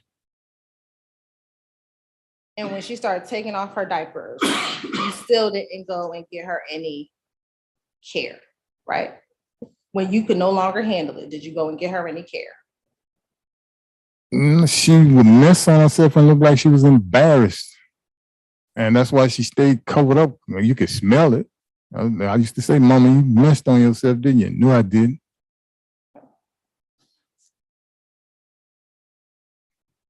After videotaping your mother, would you go help her wipe up her mess? She had the wipes, Okay. baby wipes. She had the baby wipe, so she had to wipe it up herself. And then she'll do bird baths. Go and stand up by the sink and wash up. When was the last time your mother washed up? That's what I was telling you. You could see signs that she was from one place to the other. When I was the would last say right after my aunt stopped coming over. So your mom had not washed up in 2 months. I don't know how long. I just saw signs that she was in the bathroom. But you just said that the last time you think she washed up was the last time your aunt Osdell was over there, right? Last time my aunt was over there calling us, I don't know if they was going somewhere, she would bathe, but then my aunt had to call Howard, my neighbor, Catherine's brother, to come over and get her out the tub. I don't know if that's why mom stopped getting in the tub or not, but How long ago was that? Prior to your mother's death? it was during the time most of them was there. That's who was over there that day. Okay. So again, that was at least 2 months, correct? Around 2, yeah. In 2014, there was an APS report, right? Adult Protection Judge, I'm Services. gonna object at this point. 2, He is, I mean, if she wants him to talk about that, we need to talk out of it. Judgment is beyond the scope of discretion. Well, that's old evidence rules, but why don't you, what are you going to explore about? that he got a visit. she got a visit. Oh. I He think we're is- getting the things we've talked about. So let's not ask that now. I don't think you're going to finish today. Do you have? I was getting ready to wrap up. Oh, okay. Then let's talk. This would be a natural break point if you wrap up, and we'll see how much redirect there is. I'm sure there'll be some, but if we concluded Mr. Rooks's testimony today, so why don't you ask everything? You may have a particular thing you want to end on, and I'm not usurping that. But before you get to where you want to end, let's talk lawyers only, and me about what you just asked about. I think I'm getting ready to, on that closeout. All right, then let's pop out here. Stay where you are. You can stand up. Don't go anywhere, jurors.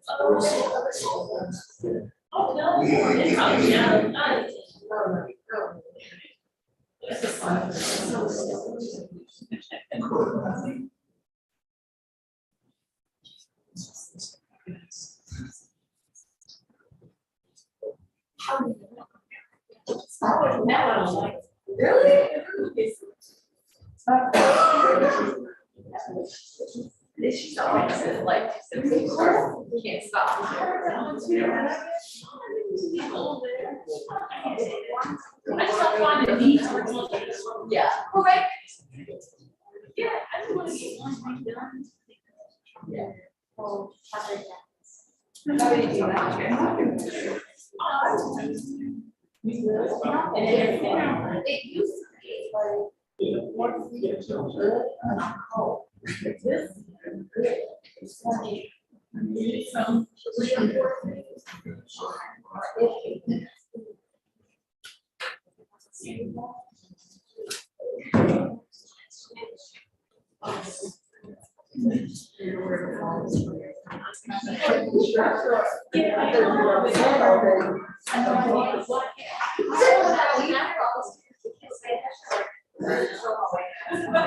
it's sweatery.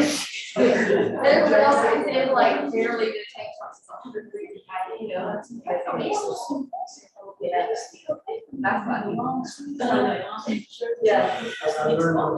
Yeah.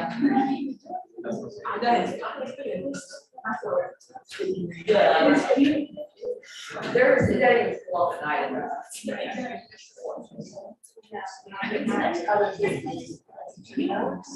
Yes, it was kind of what I got involved. And I went to the grocery store. And I was like, oh my God. was all this, and I got all the groceries, and then, but yeah. Very cautious. It got cool, wow, it AC was and to run. You know, trying to. Yeah. You know, right.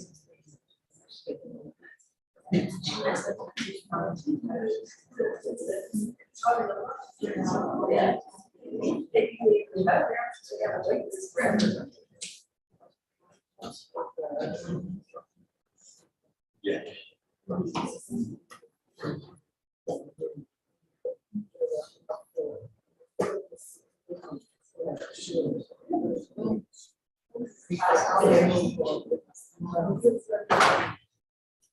You'd like to start with this.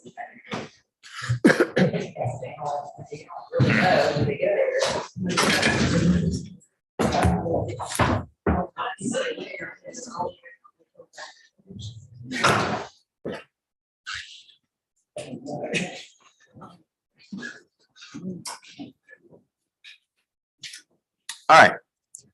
Ms. Hilton, you may proceed. Thank you, Your Honor. You said, I believe my question to you, do you recall in 2014 being visited by APS, says your mother was visited, correct? No, I don't remember that. Okay. I wasn't even there. Anything after 2015, I could tell you about. So you don't recall being visited by someone from APS in 2014? They came when I wasn't there. And so you never talked to anyone from APS? I don't remember talking to anybody. I remember they leaving something in the mailbox. Okay. They left you something in the mailbox. They left a card or something. Did you ever call back? I don't know.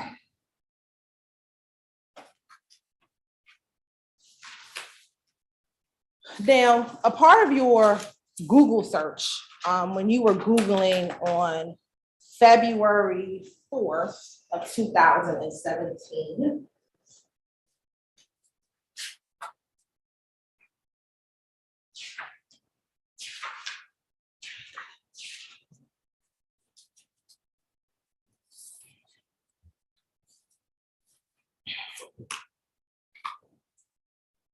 you Googled what happens to bank accounts at your death. Call Googling that? I Googled a whole lot of stuff, but yeah. And you Google, my mother died and has no will, what do I do next? Right. And did you learn from your Google searches that because you were her last surviving immediate family member, you were entitled to her funds? Did you learn that? I was under the impression that my daughter, her first grandbaby, was the one that would get all that. But when you Googled it, did you learn that it would be you? The next of kin, right? Right, and that would be you, correct? Correct.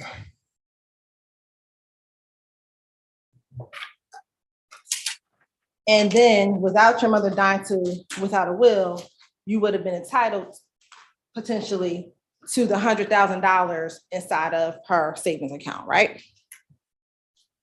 Right.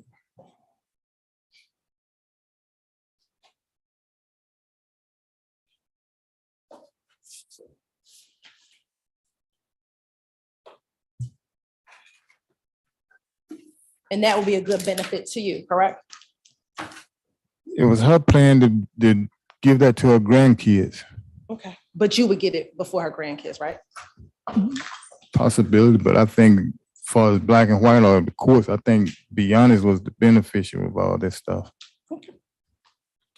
I have no further questions. Ms. Jenks, redirect.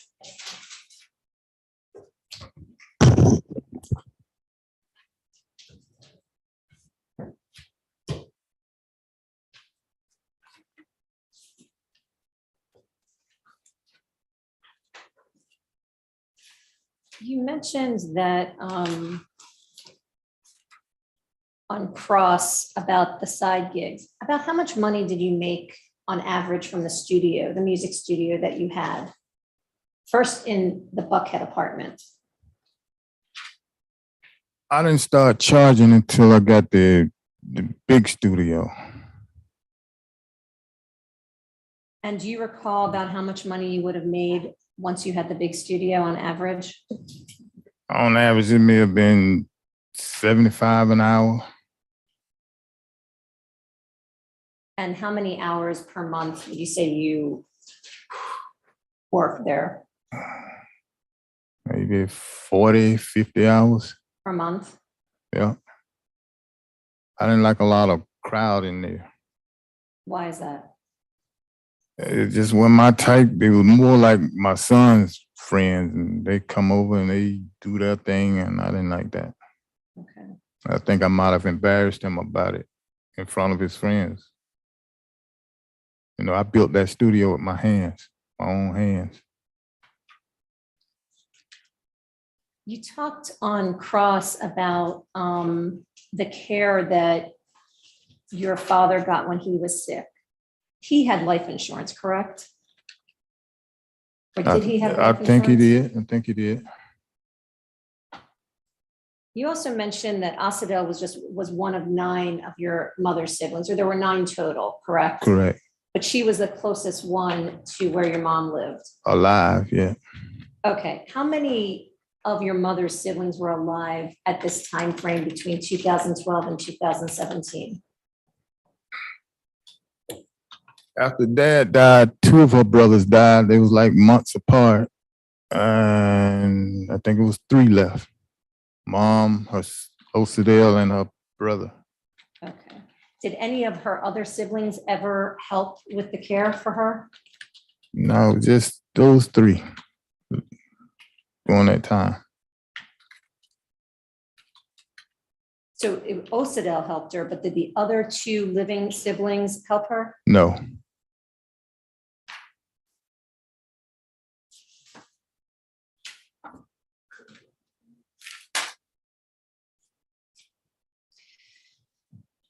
The state was digging in terms of the interview that Liam Packer had conducted with you about this line of questioning about when you last saw your mom walk. Did he ever ask you if you had heard her walk specifically? No. He just said, when was the last time you saw her walk or seen her walk?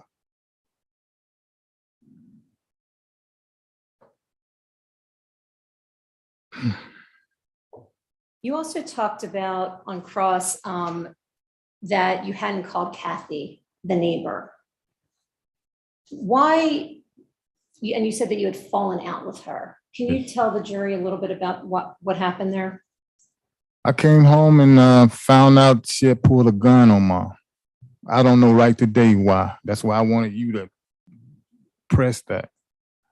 Okay, so you weren't friendly with Kathy at that Not this at point all. in time. Not at all. Throw my hands up and keep going.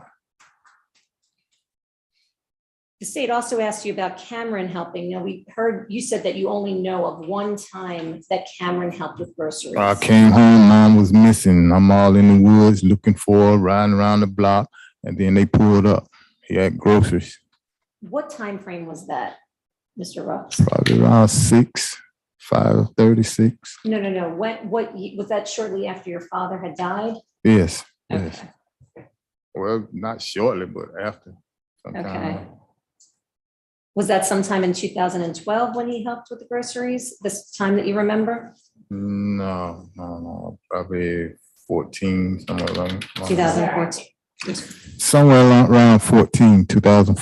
2014. Yeah. So you had come home after work and she wasn't there? Correct.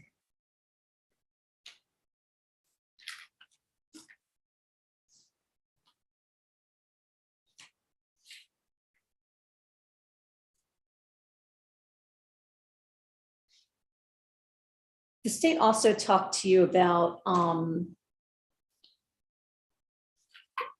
how you trusted Jacqueline Williams. You hadn't been with Jacqueline Williams for years, correct? Correct. But you let her do your taxes in 2013. Correct. And you said that you dropped those papers off. Correct. At that time in 2013, you weren't aware that your mother's insurance had lapsed, correct? In 20 what? 13? 13. No, I don't know anything. Okay. Jackie never met my mom. I don't know why she told y'all that. When we was dating, she was married. And I'm not gonna bring a married woman around mom. But she said in front of you all that she met mom. That's not true. Okay. I've also wanted to clear up a little bit about the math. I know we had a chuckle about that, but I want to go back to the property taxes related to the 3 properties, because, and maybe it was my mistake, but I believe you said that you paid $3,000 per year for the 3 not talking about the North Avenue house, but for the 3 properties that your mom had, correct? It was about that. Yeah. So for a 3-year time period, that would be about $9,000, correct? Correct. She had she was like 3 years behind. She had arrearages for the property taxes? It was just about to be that where they take it. You know how they give you about 3 years, and if you don't pay within those 3 years, they're gonna take it. So she owed back taxes for those properties? For like 3 years.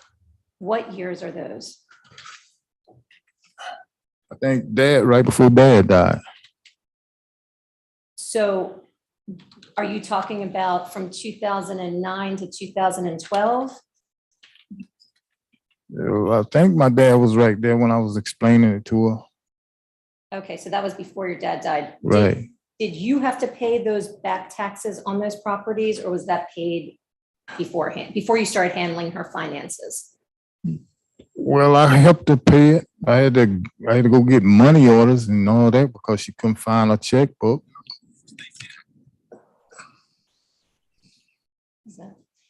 What I'm asking you is the money, the property taxes that you paid on her behalf, did you also have to pay for those back taxes on the properties? Yeah. That's when I first started. After that, then came that high water bill, that $5,000 water bill. Okay, so it wasn't just I'll leave that. The back taxes. It was, you had to pay for back taxes as well? Correct. Do you recall how much that was in the back taxes? 3 years of that $1,000.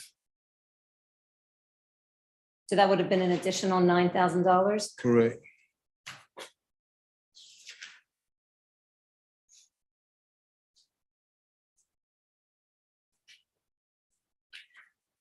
There were a lot of topics talked about that you had Googled in, I guess, the time leading up to your mom's death. Why did you Google those topics? For knowledge. Can you elaborate? Can you tell us more about So that? I would know what's going on. Okay.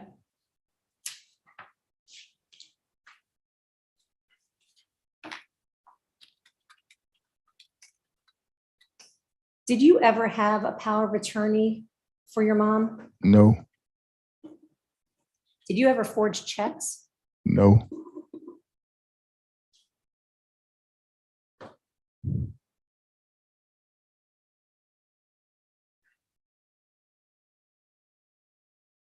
Your mom had a purse. There was talk about her having a purse, correct? Correct. Okay. Was that usually kept in the house?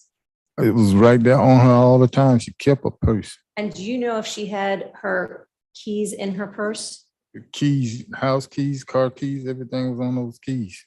You saw the video when I was trying to explain to her about her bank changing the names. She had a purse then. So did she always keep a set of keys to the house and the car in her purse? Yes. She didn't sit them down. She put them in her purse.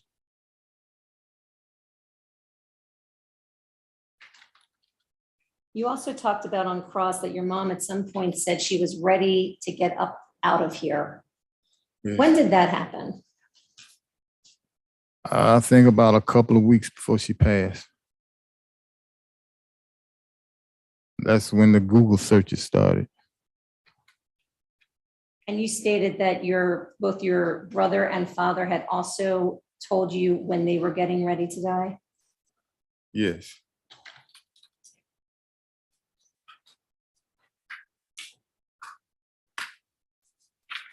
The state repeatedly asked you about why you didn't call 911 in these last 2 weeks of your mom's life. Did your mom want to go to a hospital? Mom refused everything. I started with the nursing home after my aunt stopped coming over. I went to her 3 times on that. The last time I knew I was gonna have to stick around. I wasn't going away. Everybody else left, but I wasn't going. You gotta enunciate. Say that again. What was the question? I asked you if your mom wanted to go to a hospital. No, she was refusing. Why did she refuse? I have no idea why she refused. Did she want to die in a hospital? She wanted to die at home. Did she tell you she wanted to die at home? Sustained. You knew your mom was sick, right? Right, I think Mom knew too. And you moved in specifically to care for her in those last couple of months. Couple of months, right. No one made you do that. No. You were honoring her wishes. Is that right? Objection leading. Your last few have been leading. You have this witness on direct. Why? What's next? That kind of thing. Why didn't you take her to a nursing? Why didn't you force her to go to a nursing home? She was adamant about it. She wasn't going. She had a home, she said. I have a home. Why didn't you force her to go to a hospital? She refused. Did you do the best that you could with your mother's care? I Mr. did Rhodes? everything. Let her finish. Yes. Nothing further, Judge. Any brief recross? The best you could do was leaving her on the ground with ulcers on the side of her body? The best was to honor her will. Okay. Few things. You said that she was forgetful kind of starting about 2012, correct? Right after your dad died?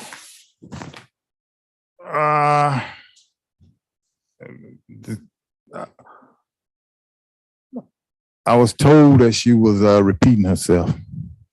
What did you see? I saw forgetfulness, keys in the door, left in the outside of the door. So she was forgetful, but yet she remembered to sign and leave her check for you every month, right? She was in and out, yeah. Okay. But in and out enough to sign off her $648 check for you. And do a workout, cash 3 workouts. Okay. You said that she was operating in bizarre behaviors, right? I only saw 4, maybe 5 times, and I've documented it. Those are the pictures you all was watching. And that was in 2016, the latter part of 2016, right? Right.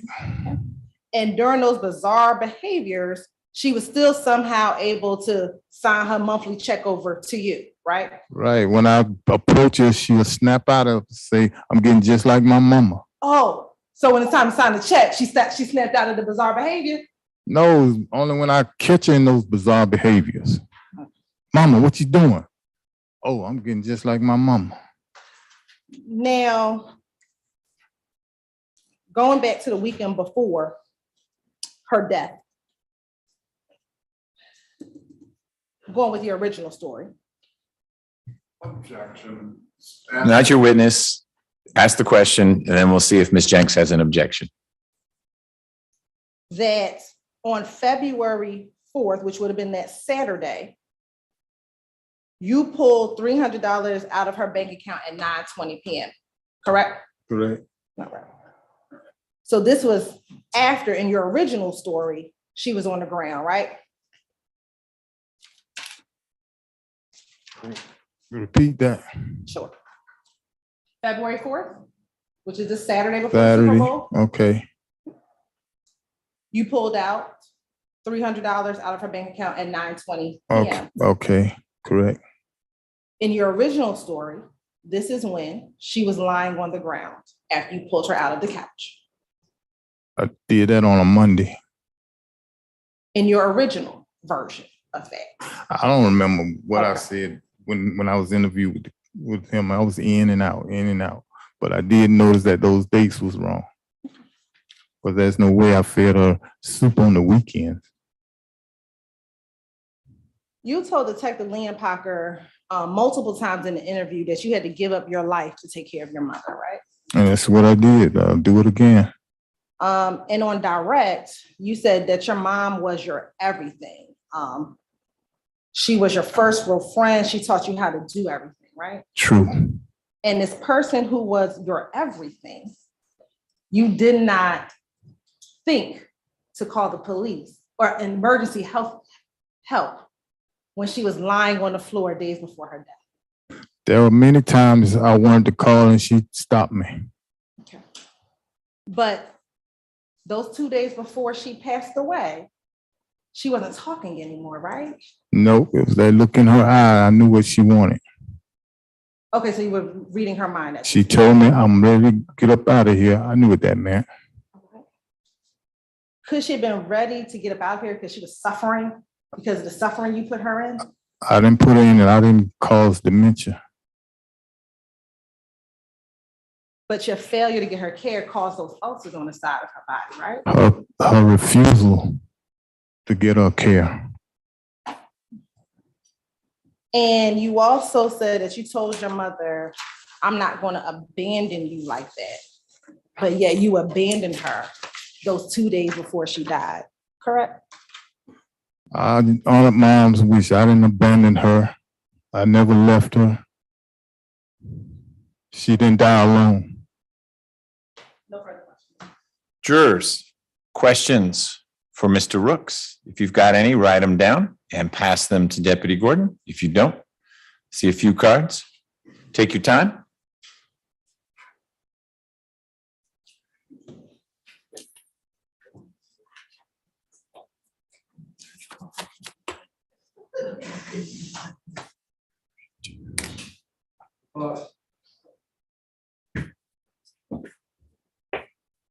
Thank you, sir.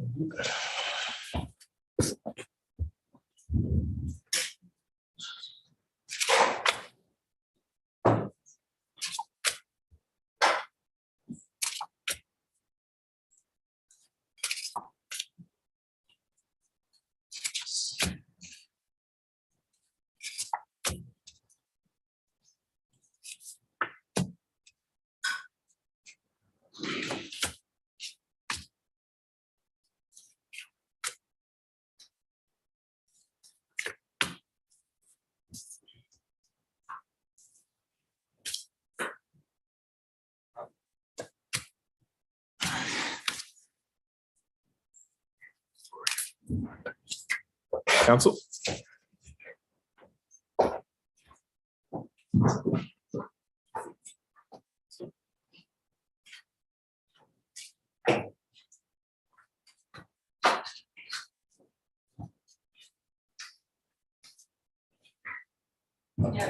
Stand wherever you want.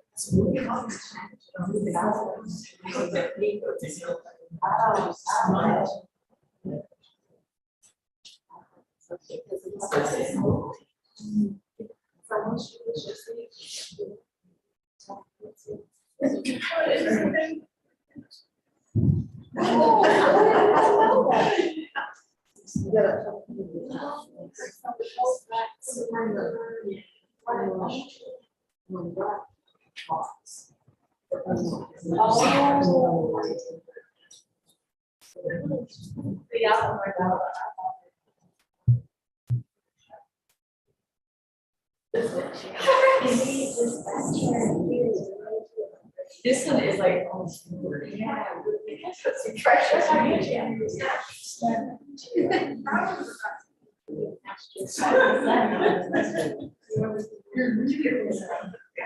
This one is awful.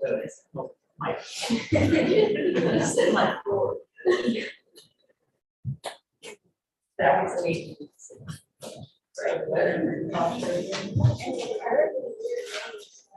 Yeah, it is.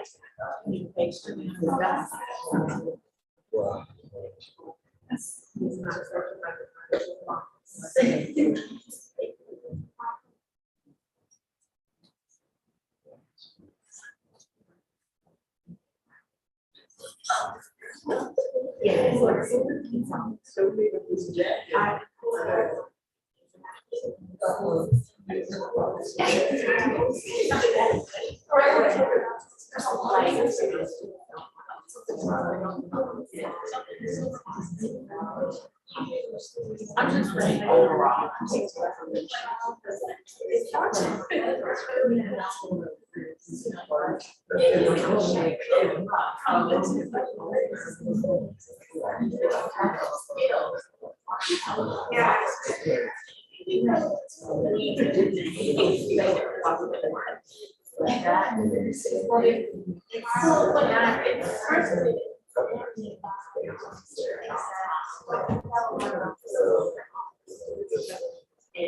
I think we're getting started.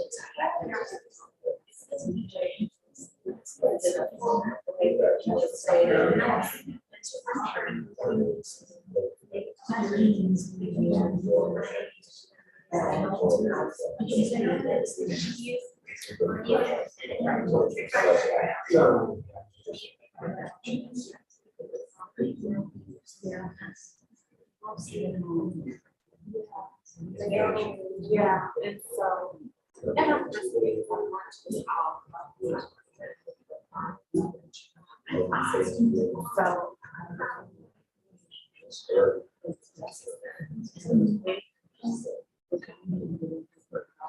Snapchat or whatever.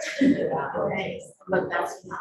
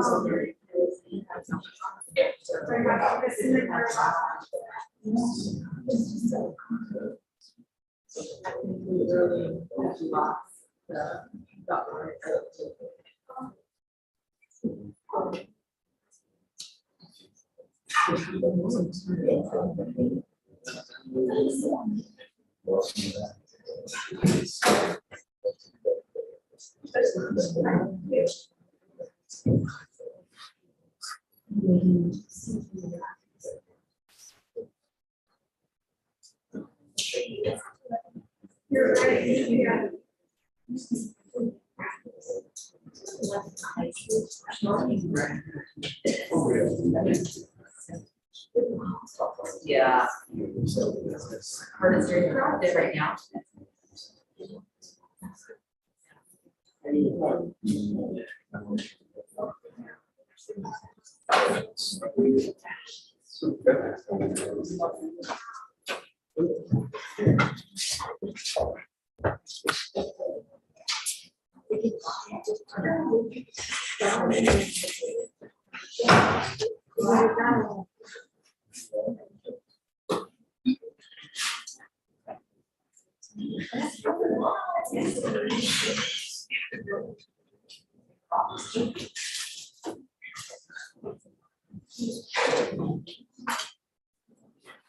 All right. Mr. Rooks, can you elaborate, please, to the jurors, the nature of your relationship with Jay, the woman who came and testified, Ms. Jahanara? Were you just friends? Were you roommates? Were you her medical provider? What? It's not clear. Friends, family type, very good friends, till she's just like family. Did your mother have any history of hip injuries that you're aware of? No. One of the photos that we saw during the trial, maybe more than one, showed a walker. You know what a walker is? Yes. Okay. What's the walker doing in your house? My brother had developed colon cancer. That was for him. And mom just don't throw stuff away. You should see downstairs. She don't throw nothing away. Tell the jurors what a cash 3 workout is. It's when people think they could predict the number. They write a few numbers down and then they subtract, add, and then that's supposed to come up with the number for the day. Lottery. For the lottery. Okay, so it's some exercise, not physical exercise, that kind of workout. No. An approach to divining what the winning number will be. Right. Okay. When you got home the Friday before your mother passed away, when you say she said, "There's my son," was the wooden door open? So it was just the burglar bars? No, the door was open. She could see me coming up the steps. Like I say, from there, you could see all the way up the street. So yes, the wooden door was open? The wooden door was open. Burglar bars closed, wooden door open. Correct. You have described that you'd go grocery shopping and make sure that you had food for your mother. Were there other things that you shopped for or got to help care for your mother when you were staying with her? Yeah, Not food. Yeah, the diapers, adult diapers, the baby wipes, stuff for hygiene, toothpaste, soap. You've seen some of the evidence in the case that there was a fair amount of money in your mom's bank account. She was paying bills. You were helping pay some bills. She had money coming in. Why did you not hire part-time care for your mother? Mom refused all of that. She refused to go to the nursing home, refused for people to come in. It looked like she was at the point of giving up. She was ready to go. When Dad died, Mom died. So your father passed away in what year? 2012. From 2012 to 2017, did you ever try bringing someone in the house to help care for your mother, bathe her, feed her? Other than my aunt, no. Did you bathe your mother? No, I would get her out, and she would bathe herself. She mostly did the what they call it, bird bath. Stand in front of the sink and do a little wash up.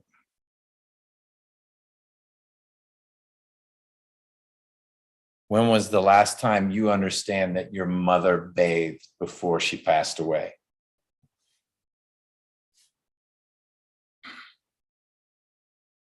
Probably 2 months. And in those 2 months, did you do anything to bathe or clean your mother when she wasn't able to? It wasn't like, well, I leave the baby wipes out and towels and face clothes and all that. I didn't mean to interrupt you. I'm sorry. Were you done? Yeah. During those 2 months when your mother was not able to bathe herself, was she able to get to the bathroom to use the bathroom? Yes, because like I said, I would hear her wandering at night, late at night. You would hear doors closed, cabinet drawers opening and closing. When you pulled your mother off the couch, was she wearing clothes? Nope, she hardly wore clothes. She'd be covered up. She was covered up with the blankets or a robe. Did you make any effort to clothe your mother after she ended up on the ground after you pulled her out of the couch? No. Once your mother ended up on the ground after you pulled her from the couch, why did you leave her there? Mom was sleeping. I thought I'd let her rest a bit, but she went before I could get to her. You know, let her rest a bit, and then we'll come and take care of her, and she was gone. Ms. Jenks, any follow-up based on those questions? Ms. Hilton? Pardon me? No, I'm state, John. Okay. Mr. Rooks, thank you for your testimony. You can step down. Thank you. Mr. Korn, any other witnesses? This time you're on the defense rests. Ms. Hilton, any rebuttal? No, Your Honor. All right. Well, ladies and gentlemen, I appreciate you all staying a little bit later than we had forecast, but we've reached a very natural break point. What remains is closing arguments, which will not be today. We'll start those tomorrow morning, and then I will charge you with the law that you must apply to the facts as you find them to be. Both sides have a fair amount of time to present their closings to you, so that'll probably take up most of the morning, but you will get this case to begin your deliberations tomorrow. It remains very important that you not conduct any outside research or go home and talk to people about this case. There have been some difficult topics that have come up, and you may very much want to work this out. You can't do that with other folks yet. You'll work it out amongst yourselves starting tomorrow. And when the trial is over, you'll be able to talk to other people about it. But I need you to continue to do what you've been doing well, which is cabin this away when you go home and talk about other things, do other things. Is 9 o'clock and okay? Is anyone have trouble being here by 9 tomorrow? You guys got an A+ today. I was buzzing you in. I didn't even put on my tie yet. Great. We're going to start at 9 tomorrow. With the state, because it has the burden of proof, goes first and last if it wants to, and Ms. Hilton will let us know, but I suspect she's going to want to go first and last. So we'll start with Ms. Hilton, then we'll hear from one or both of the defense attorneys, and then again from the state. Please relax tonight, and I will see you all at 9 in the morning. Thank you so much.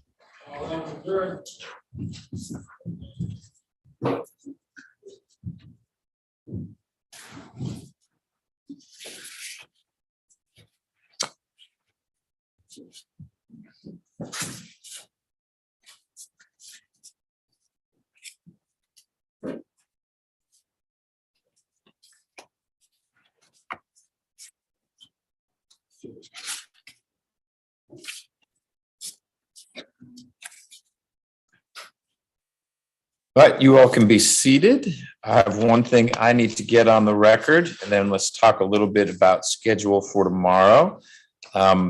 During Ms. Hilton's cross-examination of Mr. Rooks, she asked a question about APS, Adult Protective Services, possibly visiting with Mr. Rooks, which prompted 2 objections, one from each of the defense attorneys. We had a sidebar about that. Ms. Jenks expressed her concern, Mr. Korn did as well, that could get us into areas that I had ruled were off limits because of Mr. Rooks's confrontation rights. The visit that Ms. Hilton was asking about was conducted by Ms. Momon, M-O-M-O-N, who is deceased. She wrote a report. In her report, she says she talked with Mr. Rooks, but Ms. Jenks and Mr. Korn wanted to be sure that we didn't stray into areas that I had ruled were off limits. And I informed Ms. Hilton that she could ask Mr. Rooks about whether he met with someone from APS, but not about the things they discussed. Mr. Rooks's testimony, as I recall, was, I didn't meet with anyone. They went to my mom's house. They may have talked with my mom. They didn't talk with me. Someone left something in the mailbox. I didn't call anyone back. That may not have been exactly it. I think that's the essence of what Mr. Rooks said. More importantly, there was no testimony about, number one, Mr. Rooks meeting with Ms. Momon, and number 2, more importantly, anything Ms. Momon may have said to Mr. Rooks. Ms. Jenks, anything you want to get in the record to further flesh out your concerns or how this played out? Ms. Hilton? No, Your Honor. Okay. I will send a revised jury charge tonight. I'm going to go I added duty of care. You'll want to read that. And I'm adding 2 involuntaries, and there is no reckless conduct charge. So I'll just pull some statutory language. And then you guys should look at that. We need to have that charge conference part 2 before 9 because the jurors are coming at 9. So at least one lawyer for each side needs to be here by 8:45. And I'll be out here to discuss that charge. And Mr. Rooks should be here if you all want him here for that piece of the charge conference. If he's not here, you can waive his presence, but we'll take care of that. Ms. Hilton, anything from the state? Your Honor, would the court have the verdict form by tomorrow morning? We would like a copy of that, ideally, if possible. Yeah, I thought you'd ask about that. I haven't done one with a lesser included in a while, so I have to poke around to find one. I have one, it's voluntary, but I don't know how we do it. I guess you would put misdemeanor voluntary first, then. I don't think you use felony or misdemeanor. No, I wouldn't indicate it. It would be, I mean, right, you can't. yeah, it wouldn't. So there would be involuntary based on reckless, involuntary based on lawful. I mean, I have to come up with some wording, but they're 2 different versions. I did find a case that said that it is not a inconsistent verdict for a jury to find someone guilty of felony murder and involuntary in this context. And it got to what Mr. Korn was saying about levels of intent. They use the word level. I don't think it's the right word. I really did think there was some. Because there's intent or there's not, but it's a different type of intent. And I said it wasn't fatally inconsistent. So that got me thinking about, well, do we need to say you have to do one or the other? Or could it be that they find that there was involuntary because of the neglect he showed, but they also find that it was felony murder because they find that that felony was proven? It gets muddy. I'm thinking if that happens, what happens on the other side? I agree. We'll need to work through that if that's what the verdict says. But what I don't want to do is put on the verdict form, don't pick both if that's incorrect. That's the part that made me nervous. I figured it was just like, hey, you have to consider these first. And if you check this one, you can't check that one. But that's not what that case suggested. Is that the Booth case, Your Honor? It may have been. I don't know. It was I went to look to see if there had been any cases that have cited the new statute, the 101, whatever it is. And that was the case where it talked about there was not an inconsistent verdict to find a defendant guilty of murder and of involuntary because they were two different aspects of the case. So I'll have to look at that in all my free time too. So I can't promise you a verdict form, maybe.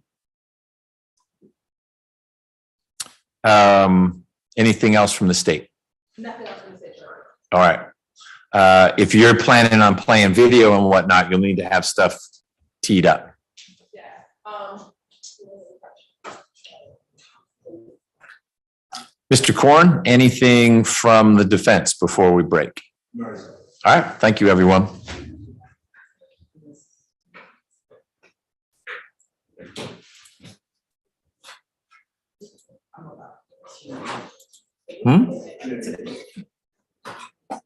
You should always tell me if you need a break. I was gonna go into 20, but